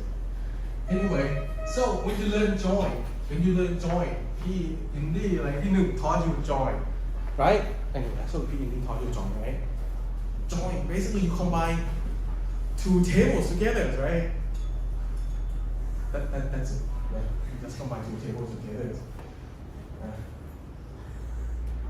So, in relational algebra, this is the definitions that you need to learn. Again, when you learn mathematics, it's all about definitions, right? You learn new definitions, and you use the definitions to do some things. Okay? So these are the definitions I'm going to teach you today. Again, as I told you, conceptually heavy. Yeah, that is not. It will be conceptually heavy, so please be prepared, all right? Oh, it's time for the food. Okay.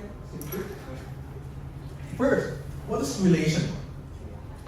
Relation mathematically is a set of n tuples.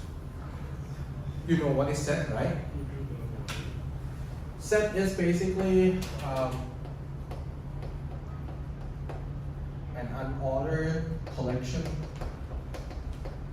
of unique elements, right? Which means when we say that it is unordered means that you have set of 1, 2, 3, and set of 3, 1, 2. These two sets are equal because set is unordered. The order doesn't matter, right? We don't care about the orders of the set, right? Another thing is it must be a collection of unique elements, which means you cannot have a set that contains the same elements. This one doesn't exist. Okay? So this is what set means. That is why set is different from list and other collection of data types. Okay? So relations is a set of n tuples. You learned about tuples last semester, right? What is a tuple? A collection of data. Yeah, that's it. A tuple here is actually like ordered collections of data.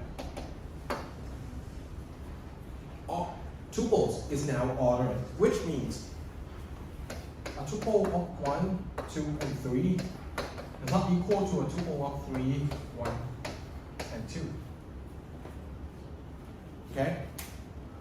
When I talk about tuples, I use the bracket, the normal bracket here. When I talk about set, I use a curly bracket here, right? As a two different notations. So relation is basically a set of n tuples. When I say n tuples, it means that it is a set of tuples that contains, inside of a tuples, it must have n elements. So mathematics. A relation is basically this.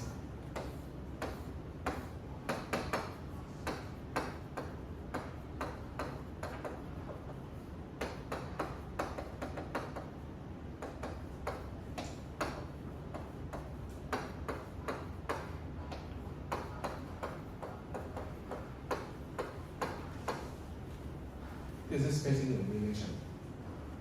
Why? It's basically a set of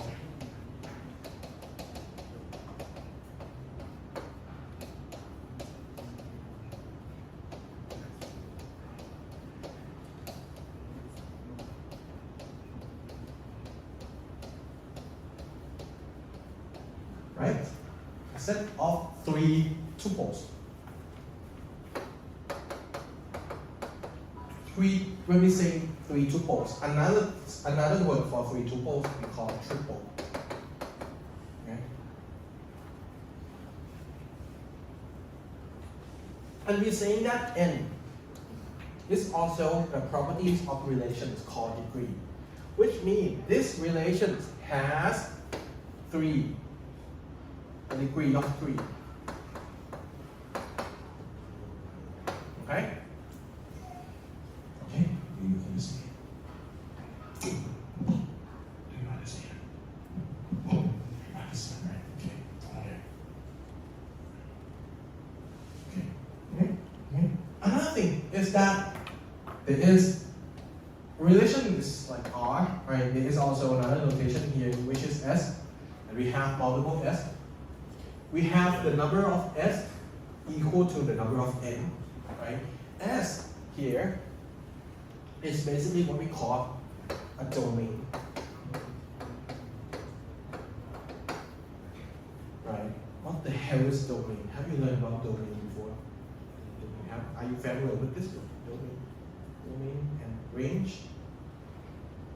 Is this ring your bell on your head? Okay, anyway. Domain is basically the element in this column must be a member of the set S1. Element in this column must be an element in the set, must be a member of the set S2. Element in this column must be the elements of the set S3. S1, S2, S3 is basically data types of the column. S3 is basically what? An integer set, right?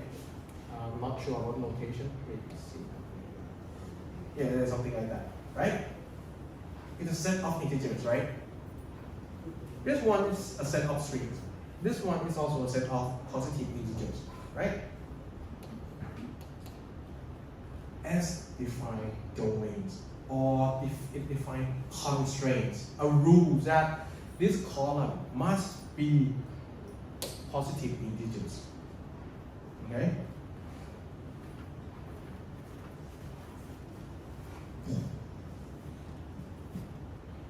Understand? You understand?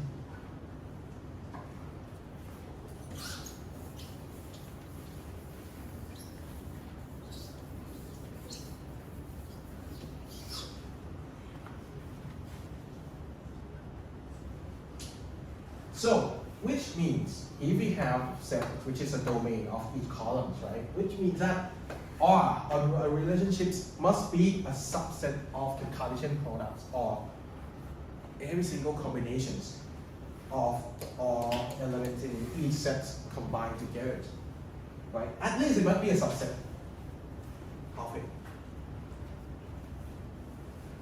So, but don't care about the term or the definition so much.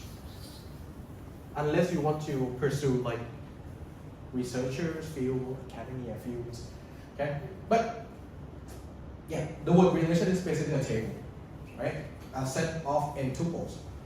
Domain, which is S1, S2, Sn, is a type. It's basically a type for a field in a relation, for columns, right?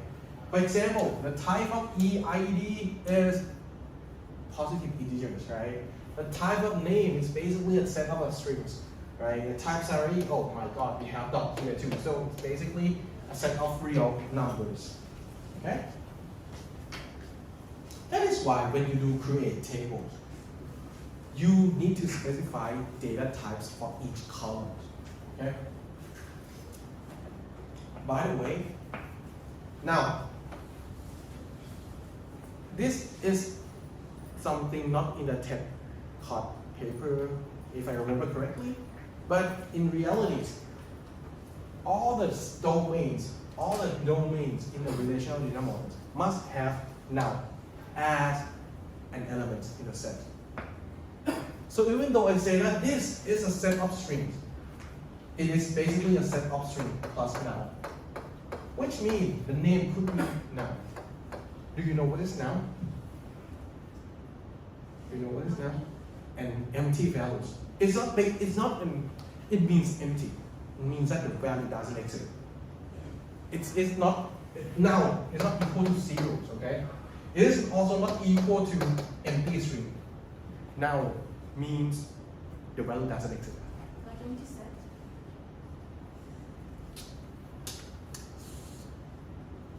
You could say something like that, but basically it's two different definitions, you know.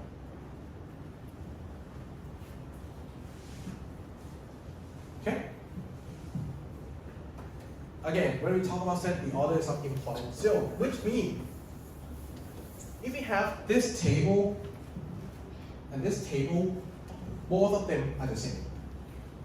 We say that both of these relations are equivalent. Okay. Also in the set, so this is important. When we talk about set, I told you that it must be a collection of unique elements, right? But let me ask you, when you do DBP, when you're working with DBP, it is possible to insert two rows that are identical or not. It is possible to do that. Have you tried? No, but do you think you can do it? Why don't you try it out?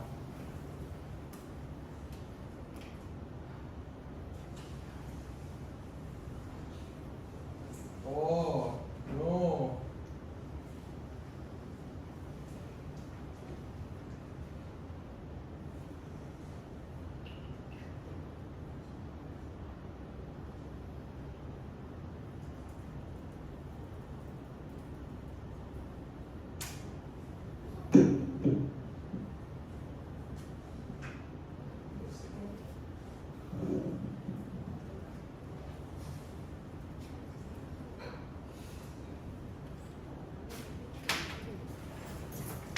So this is like the web for DBP shell.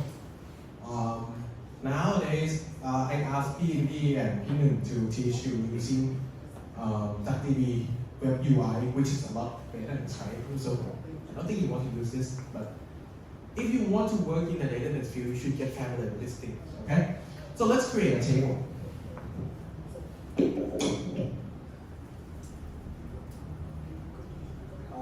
Let's call it XYZ. The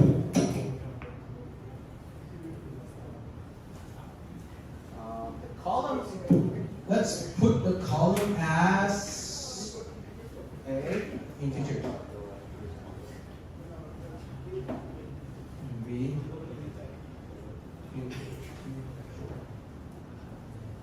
Okay, so now I create a table with two columns, right? A and B, both of them have the domains of integers, right?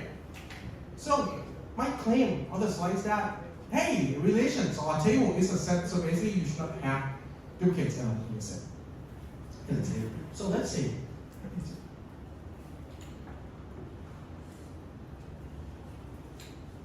Insert into X1C A and B values.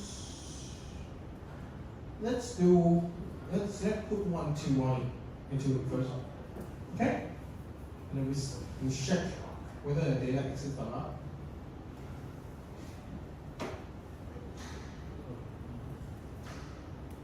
Hey, 1, 2 is here, right? In the tables. So let's insert the same thing. My claim is that we should be able to insert this, right?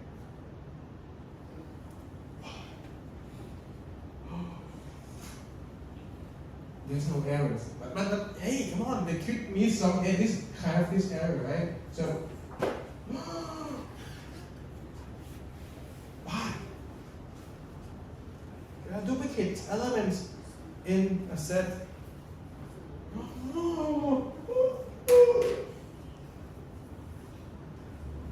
Well, the reason is that in reality, the table could contain duplicate elements. So that is why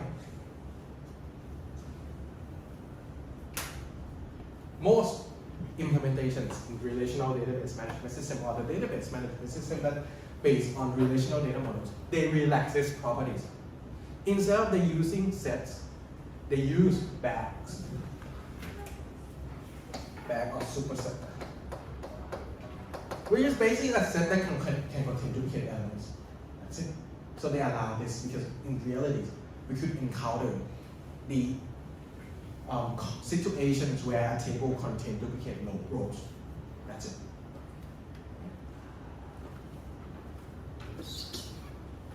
Okay, just that simple. You know. The order of column is important because we're talking about tuples, right? Tuple is an ordered list, or ordered collections of data, right? Each column will be assigned with an index. Index is basically the first column is column with index 0, column with index 1, 2, 3, 4. But most of the database management system, they use one indexing, so they don't start with 0, they start with 1. Unlike in Python, that list, the index of the list starts with 1. So the first column is a column number 1. The second column is a column number 2.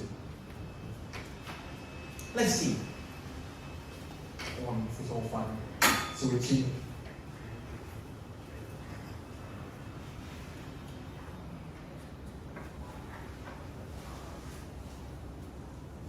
So, I need to insert another data. 3, 2, 1. Okay. So, what I want to show you is, instead of you using column names, you can also use index in some classes like order by. So it's going to be something like this.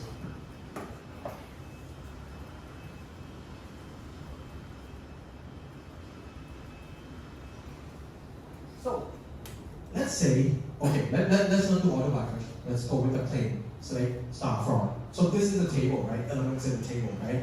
1, 2, 1, 2, 1, 3, 1, right? If I want to sort the column B using ascendingly, means that the last row here will be in the first row, right? Because the values here is the smallest one. So if as you have learned, as you has like learned as taught by DBP, it's gonna be something like order.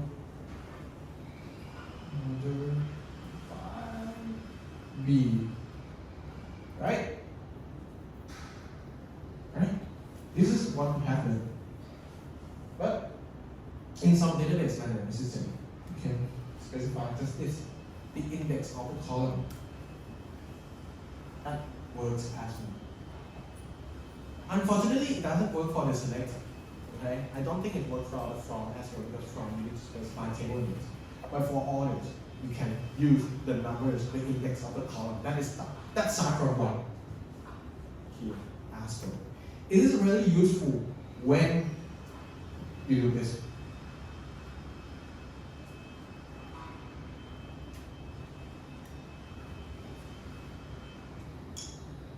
Okay. When you do applications.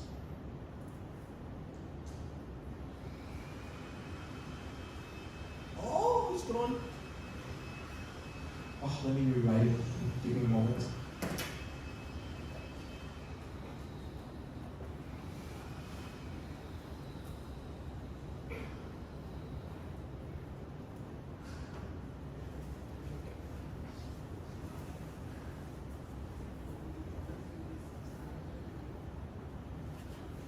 So this is to count, right? To count group by A. So we count the rows that has A equal to 1, which is 2 rows, right? We also count the rows that A is 3, which is 1 row. The thing is that, let's say if we want to sort the result by the second column, what do we need to write? What do you need to write? Can you write count stars? That could be one of them. And this is basically when the index things come and save your life.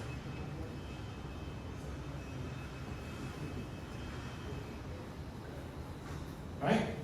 So you can use index of the column instead of. Oh, basically it's an index of the select part here, okay? It's not the index of the table. We use an index of the select part here to specify the soil in the soil conditions. Right? Any questions, comment, concerns?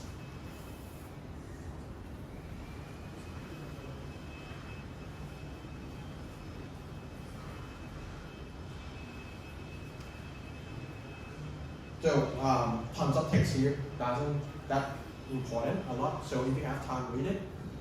Okay. Oh, this is another thing. So some values in the domain may be unused. So this is, I think this is trivial, right? Because you know when you create a table and you say that the first column is a set of integers, if all the elements in the set of integer must be used, it means that you're going to have a table of infinite row, which is sound unrealistic. Right? So they're going to be only some values in the domain that is used, right? At that instant. And I told you offset operations are applicable. Union, intersect, difference, Cartesian product. Okay? This is another thing. So when we talk about algebra, let's say 5 integers plus integers, you expect the result to be integers, right? But if you apply set operators, relations, union, another relations, you not always get relations. So this one, we say that it have closed properties. This one is not closed. What is an example of this? Let's say you want to union the table that have 2 columns with the table that have 3 columns. The result will be doesn't look like a table. It doesn't look like a relationship. And this is the reason why the result doesn't need to be a relation.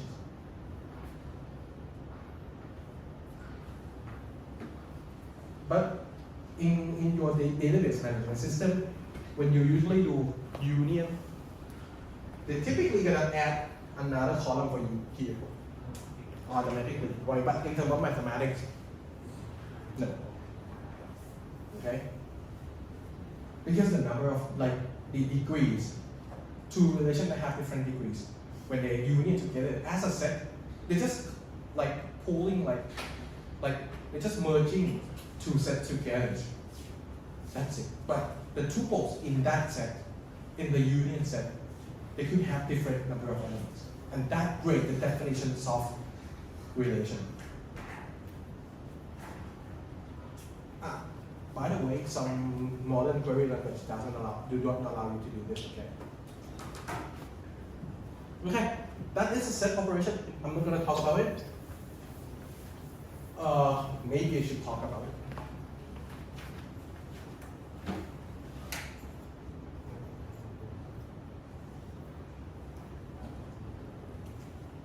You can do union as well. For example, I'm going to create 2 tables.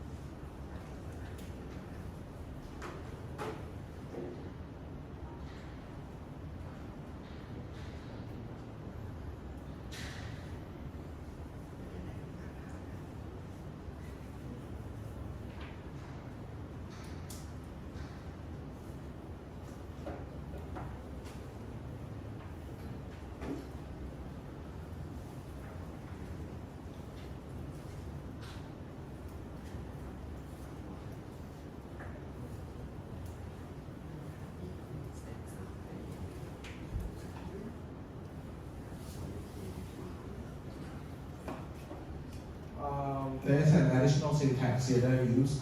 So basically when you do insert into, you will need to insert into values, right? Alternatively, you can use insert into the values here. If you can form the values using select clause, just need to put select clause here. Okay, this is I use select clause and use a function called generate series, in which the generate series function here will create a table containing value 1 to 10. Right? So now, table X here, I have the values 1, 2, 3, 4, 5, 6, 7, 8, 9, 10. Right? I'm going to create another table Y, but this one I will put the value number by myself.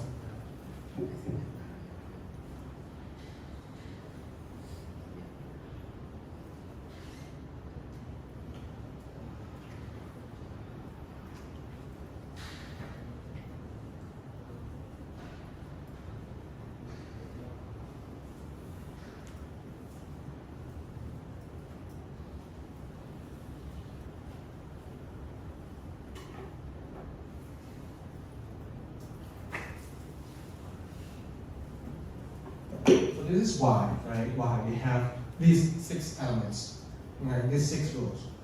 I'm saying that you can union relations together. This is how you do it.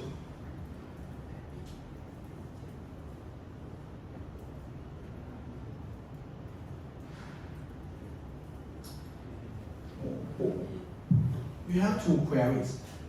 The first one, you list all the rows from X. The second one, you list all the rows from Y. You do union. Okay. You get all the elements. You get the union of X and Y, right? Given the sets definitions, there are no duplicate elements in the result. But hey, if I want the duplicate elements, how do I do it? Because sometimes you just want to merge 2 tables together, right? You can use an operation that more of the database management system has, which is union all. It's basically concat 2 tables together. Okay? Now you see that, hey, we have duplicate 1 here, right?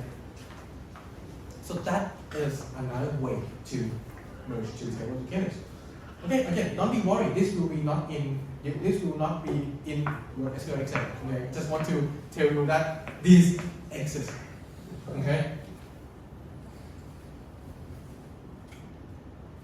Oh, let's quickly show the intersections. Okay, I'm trying to find my cursor.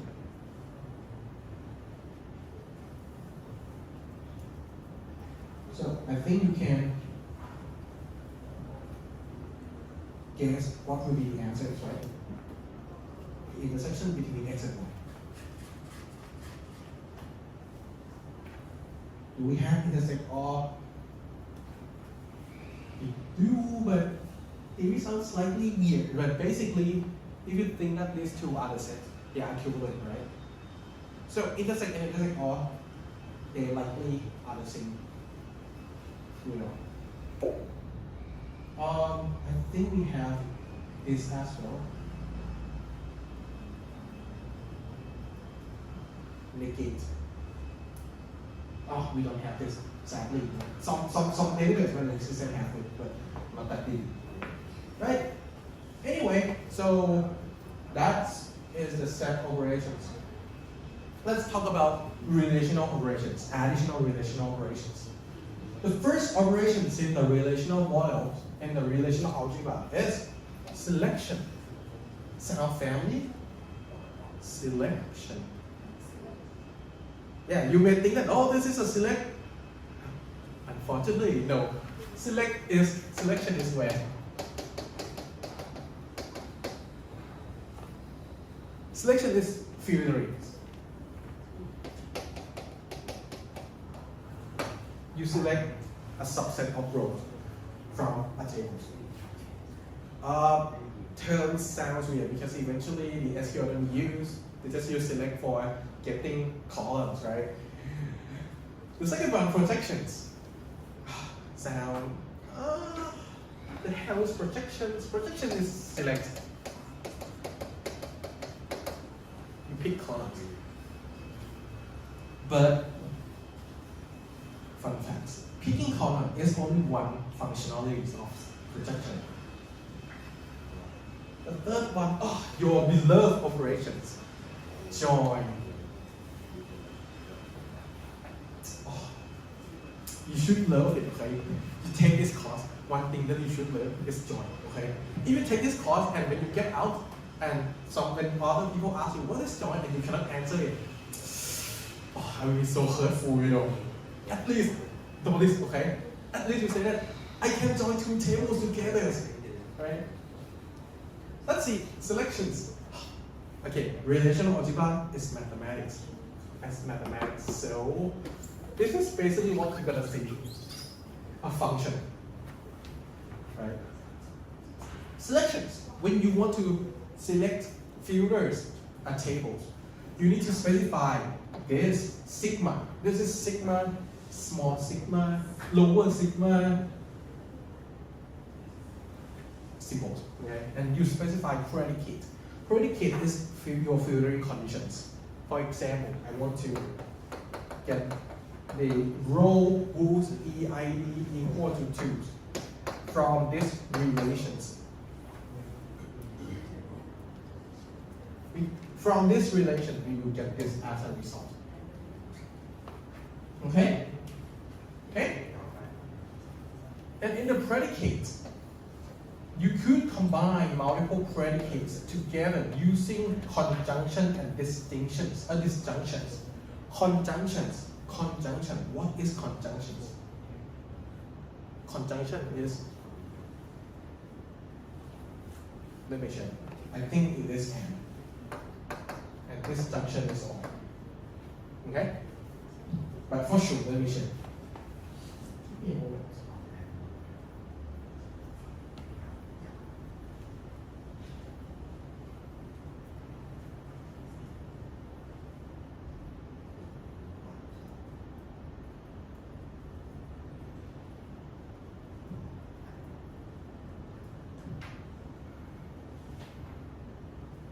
Okay, yeah, conjunction is and disjunction is all. Right, like that. That means selections, right? You learn a lot, right, already in the lab, so I'm not gonna specify, I'm not gonna describe that much. But one thing that I want to describe is the projection. When you learn select in the lab, you learn that select used to pick columns, right? So select is projection. So projection is basically used to pick columns that we want out from the table. But the specializations of the projections or how it, or like the abilities of it are more than that. Projection can do 3 roles. The first one is the projection, which is to restrict some columns. You learn about it in the lab. The next one is permutations. You are allowed to shuffle columns as well. Right? I mean, if you think that you can select, let's say if your table is X and Y, I want you to shuffle the table to Y and X. Can you do it with select in SQL? Yeah, you just need to select Y and X, that's it. So this is the permutation role, right? Rather than permutations, you can also duplicate the column as well. You can do this.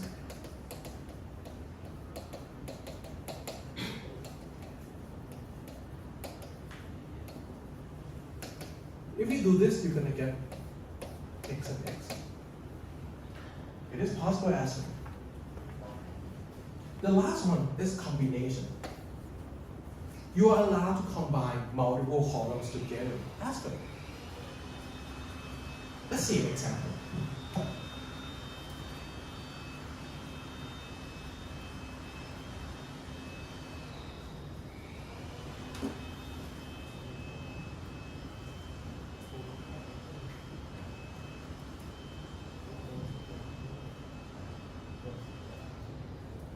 Okay, so let's use this table XYZ. Oh my god, from some things. So I'm saying that the first one, we can restrict the columns, right? And which this one, you should be an expert on it, right? We can just pick some column like A. Cool. We can also shuffle the column. Instead of you select A and B, you can also do B and A. We can also duplicate a column. Instead of do B and A, you can do A and A as well. You can combine multiple columns together, like A plus B. You can also do this as well. A minus B, A multiplied by B, A divided by B. Right? Let's say you have multiple columns. Okay, if you mix up everything up, you can also do something like this, right? Or you can also make it fancy, like, okay, you can also create a constant columns, or the column where values are always the same, like this. So this, if you specify real laws, you should know the word real laws from last semester, right? Real laws, you would create a column where all the values are the same, which is this constant. What is the benefit of this real law columns? One of the benefits is that, hey,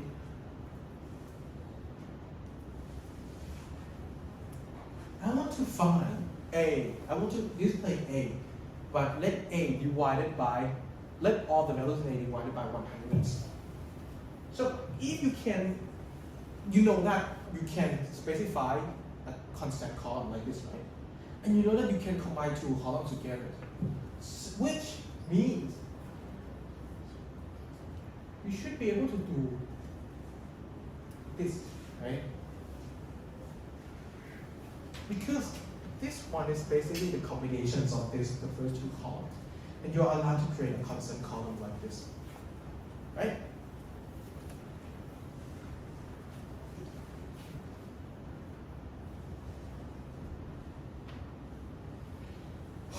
It's 20 years already, so give you a break. Just a little bit. Let me cool with the joint first.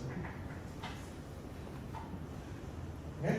So this is just an example, right? We can do salaries times 100, right? And then shuffle the EID from the first column to the second column too. The last one is join.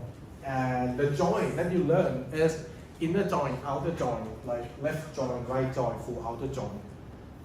Today, what I'm going to teach you is join that we call natural join. Natural join is a join that you don't need to specify any conditions. Unlike inner join, left join, right join, and outer join.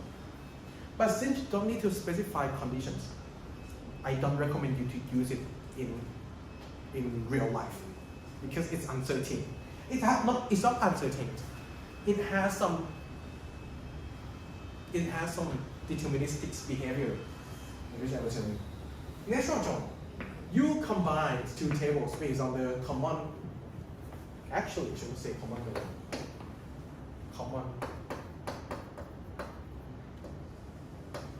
Common name.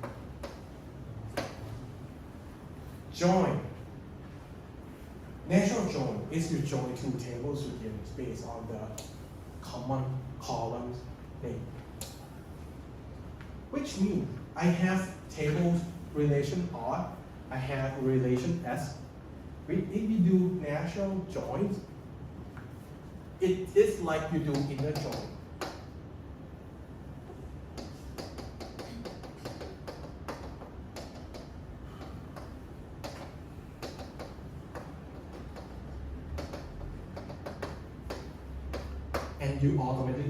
And you implicitly specify the condition that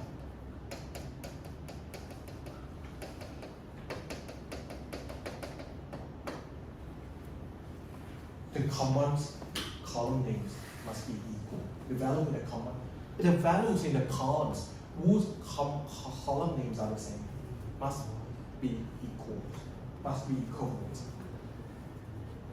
So for example, this one, right? You have table R and S. You join them together. But now I started S, right? Let S is a left table, R is a right table. So if I start with S, right? You search for the first row, right? 1 element A, R1, right? And 1 here is TTID, which match what? Which match with this table, right? Which match with this row in the table R, right? So you put implement and alice here. The next one, 2 implement B and 1, 2 implement B and 1. You check 1 here is implement alice, right? So you put implement alice there. Again, this one, 3 finalize A 2. So you put 3 finalize A 2, and you check 2. Oh, match with this row, so you put final in the box. It's basically this SQL, right? But if you use it SQL, I believe that you're gonna have duplicate TTID columns. Okay, for the sake of natural join, since we know that these 2 columns must be the same, they're gonna remove it from you. Okay? I'm not sure whether DB has natural join or not. I think it has, so maybe you want to check it out. Okay? That's it for the operations, relational algebra operations. The reason why I teach you this is because it's been the exam has those. By the way, this is natural join. You can do a join that is more that is more defined, which is if you want to do inner join, you can also do this with the conditions below. Or one other way to define join is that, let's say I want to do R join R.TTID equal S.TTID S. So this is how you define inner join, which is join with conditions. Alternatively, instead of you doing this, you can also do this.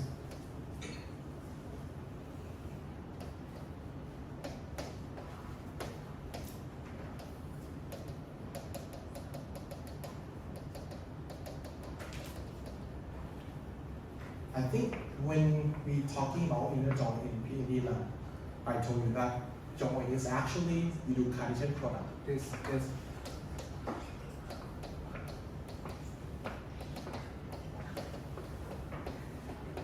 Cartesian product. Then you filter it by the conditions. These two are equivalent. Okay?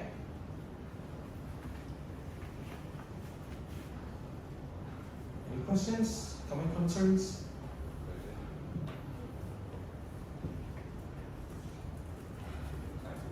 The reason why I try to talk about relational algebra is that relational algebra has downsides. When you want to, let's say, you have the table S and R, right? Let's say you want to find supervisor of task ID equal to 1, the name of the supervisors. In which if we get back to this slide, the names of the supervisors whose task ID is equal to 1 is Alice, right? When you write a relational algebra expression to express your queries, you could write, okay, we do S join R first, and filter TID equal to 1. And actually this one should be inner join. This one should have S.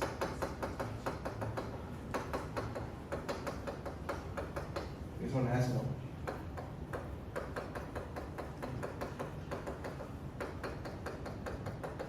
Okay? You join S with R first using these conditions. Then you filter the rows, right? You only get the first row here. Then, after you get the first row, you project only the last column, the supervisor's column. This is one of the ways, right? So there are 3 steps: join, filters, project.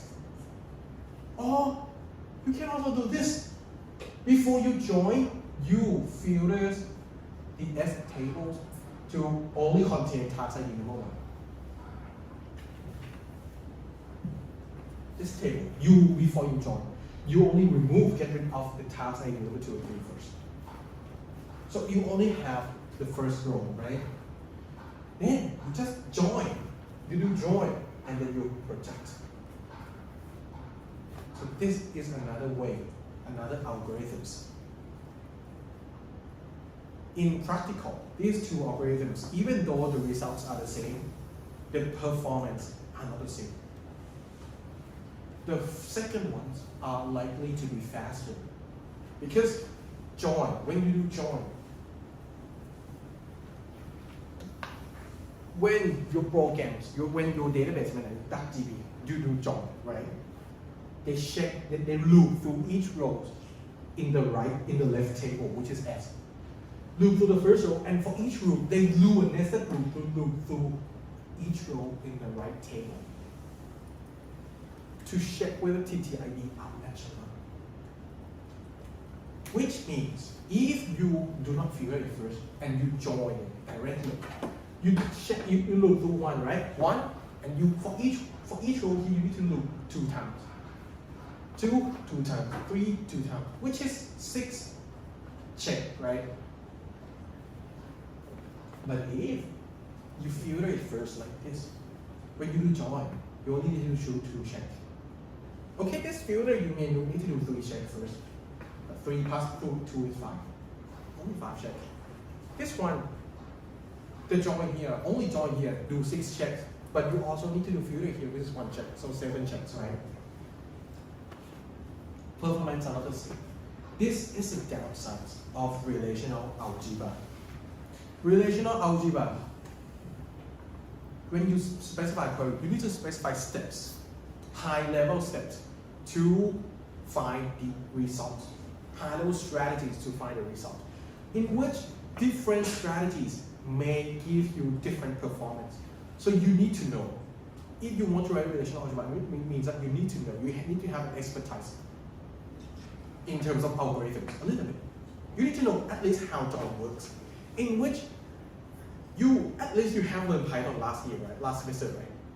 For the people who do not have an opportunity to learn Python or learn programming, if they jump to SQL immediately, if they jump to relational algebra directly, they could write this and think that, oh, it's just the same things. But unfortunately, this one may hurt the performance a lot. Instead of you query using 1 minute, it may get into 1 hour, something like that. And this is true, and this is reality. So check this out, okay? I'll try to describe what I told you. That is why they try to invent new query language for relational models. The first one is, actually, there was something before relational algebra called relational calculus, but calculus, I'm sure that you don't want to know about it. But yeah, what comes to save our life is the QL and the SQL.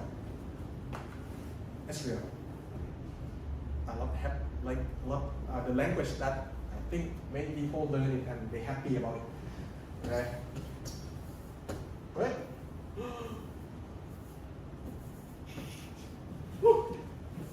Oh. My left hand is so bad. The SQL is something like this. This looks so complicated because I haven't used join. But if I use join, it will be something like this. It looks a little bit complicated, but yeah. Actually, you should know how to do this. In the hard questions, you're gonna see something like this for the SQL exam. So basically, you join. You use join. You use filter. You use selection. You use protection. That's it. You can make queries using English and some relational algebra operations, right? In English, not in cryptic, sigma, pi, and some this kind of symbols. Okay. Cool. Let's take a break first. 10 minutes. Maybe 8 minutes break, and we gotta get back 10:40. Okay. Please be on time. Otherwise, it's gonna be late. This lecture. All right. Okay, take a break, 8 minutes break. If you have any questions regarding the lectures or exams, or even the SP2, feel free to talk to me, okay? Right. Break.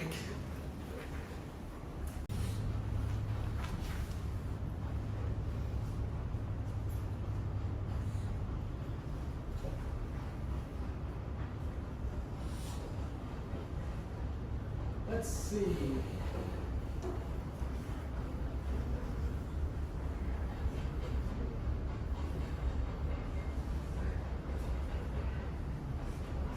Right, so let's take a look at the quiz today. The first questions, the database must only be defined as tables. Is this true or false? False, why? Why is false? Can it be defined by something else rather than tables? Yes, for example, CSV is like a table. It can be defined as what? Graph, documents, nested objects, right? So that question is more on that. The next one, in IBM IMS, which is the hierarchical data models, based on hierarchical data models, physical data is limited because of which? So, what is the answer for this one? It's basically not because it's a rich tree. It is not because of the information to be repeated. It is not because it allows for multiple physical data organization. Because actually, relational data models that are used in DB, they also allow for multiple data, physical data organization. The key thing is that because its query language require you to specify the access method like get root or get next that bind with a certain data, physical data organizations. And if you change the access method like get root or get next, you need to change the queries. I'm sorry, if you change data, physical data organization, you may need to change get root to get next or something, get hash or something like that, right? The next one, which of the following is the principle of the relational models? What is the answer for this one? Use a simple data structure like table? Yeah, I told you about that, right? Access information through a high-level query language?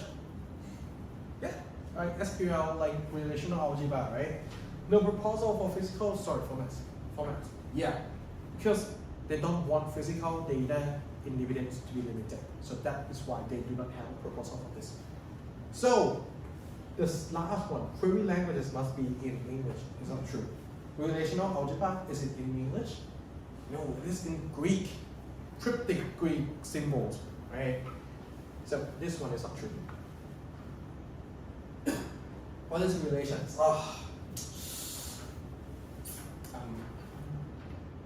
I will check the statistics like this, but I don't think you get it wrong, right?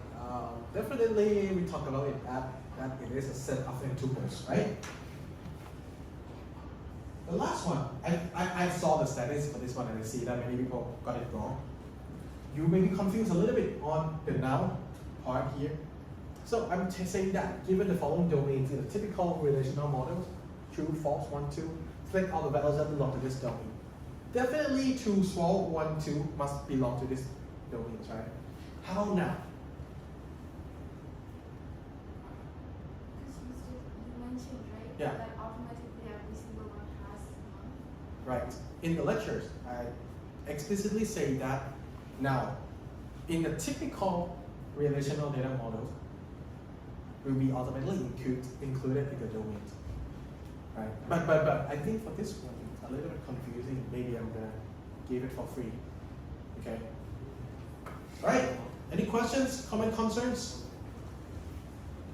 If no, then we're gonna continue the lectures. I don't think we can get lecture 16. So, rather than relational model, today, people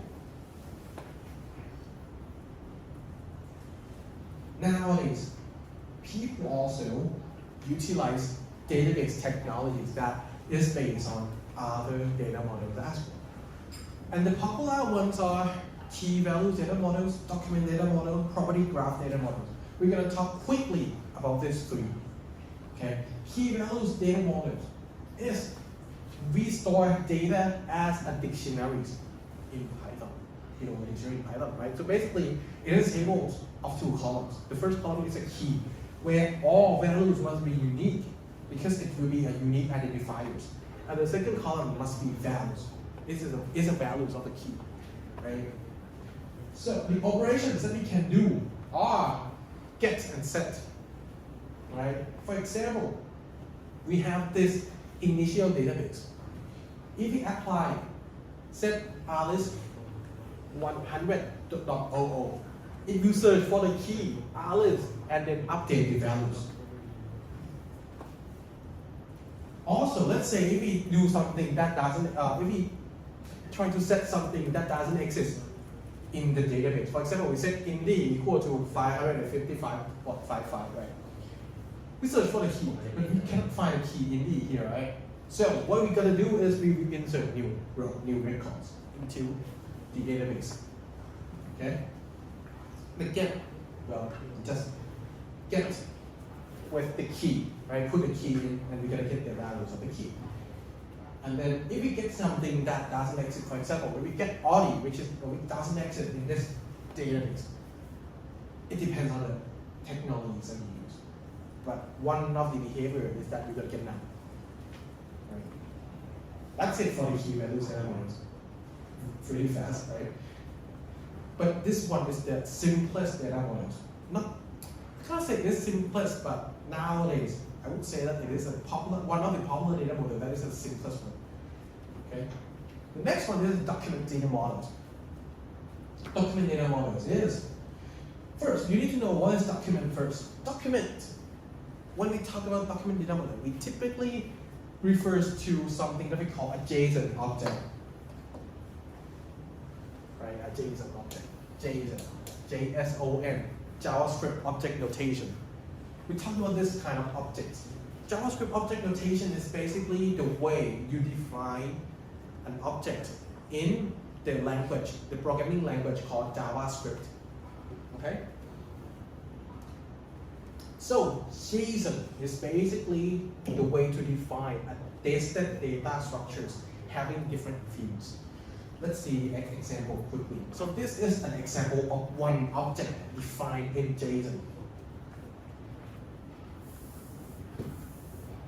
So when you define an object in JSON, you need curly braces here. Right? This tells you that we have one object here. And inside the object, you have the field name and values, field name, values, field name, values. And the important thing is that inside of an object, you may have a list of objects as well. That is why we call it is a nested object. Right? So, for document data models, you can store data in this format. And you can retrieve the data using the field names as well, right? Using the field names. As you know, we'll go through it quickly. So if you want to know more, learn about MongoDB, right? This is the most popular one so far, but I don't say that it is the best one. It's just the most popular one. So there are tons of resources for you to learn, right? The last one, okay. I'm not going to talk about property graph data models, but I'm going to talk about this fancy thing instead. Vector models, vector data models. This is the new things used a lot, especially when the LLM getting boom, right? Why? Vector data models basically, well, you need to know first. When we talk about vectors here, when we use vector data models, it means that the collection of data now is a collection of vectors. And the vector that we refer to is typically something that we call embedding. Another term here, embeddings. What is embedding? Embedding is, I try to base on my terminology, my definitions here, but I think it is easy to learn definitions, right? Embedding is a signature of a piece of data in a form of floating point vectors. So, let's say I have a book. Oh, actually, next slide will be an example. But it typically used in language processing. LLM, the ChatGPT thing, Gemini things.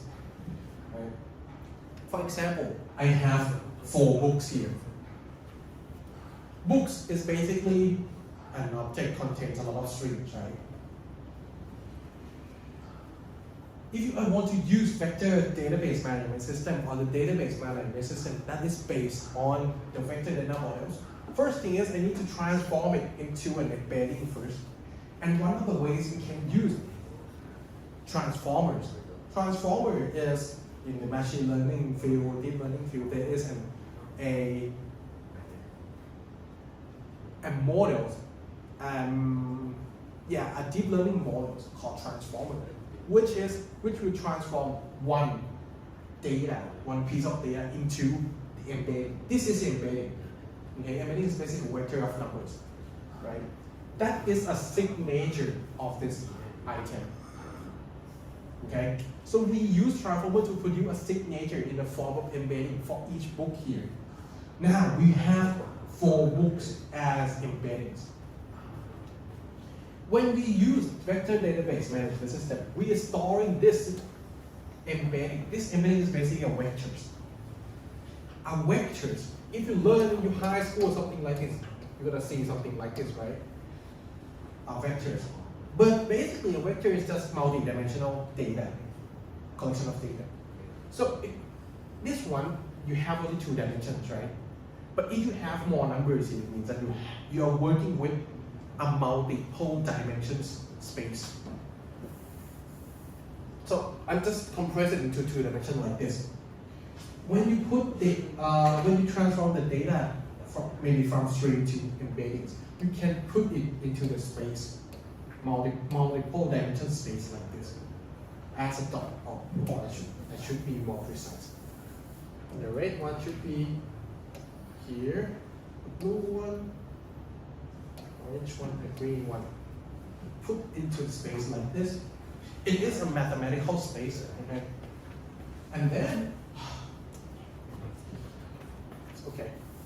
Let's say I would like to search for books that is relevant to the keywords blockchain. What I need to do, this is a query. Like in relational data models, right? You also write a queries to retrieve data. This one, you also need to write a queries, but typically the queries here will be likely a natural language. You also put the keywords here, put it into transformer, make another embeddings, and put this new embeddings into the vector space and see the closest embedding in the space, and that will be the result of these queries.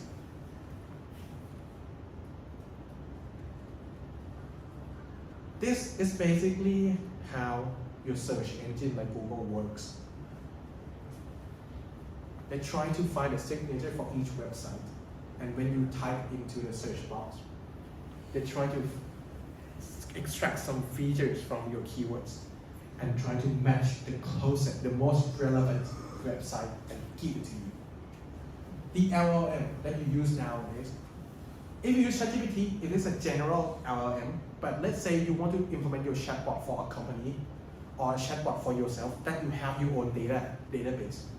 One of the ways is they use something that they call RAG.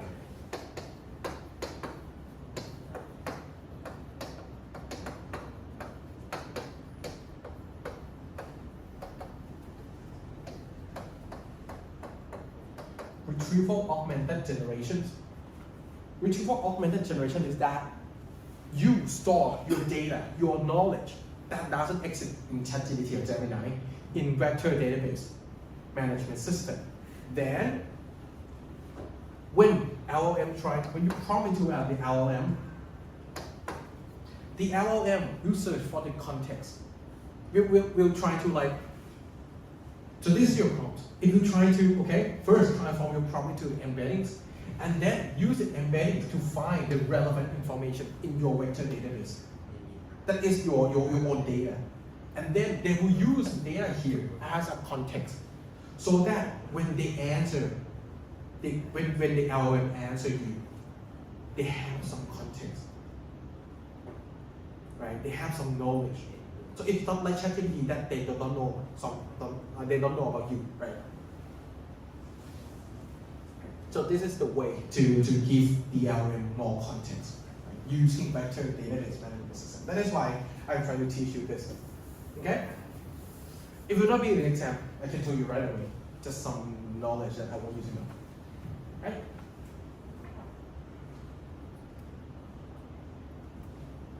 That's it for the lecture 5.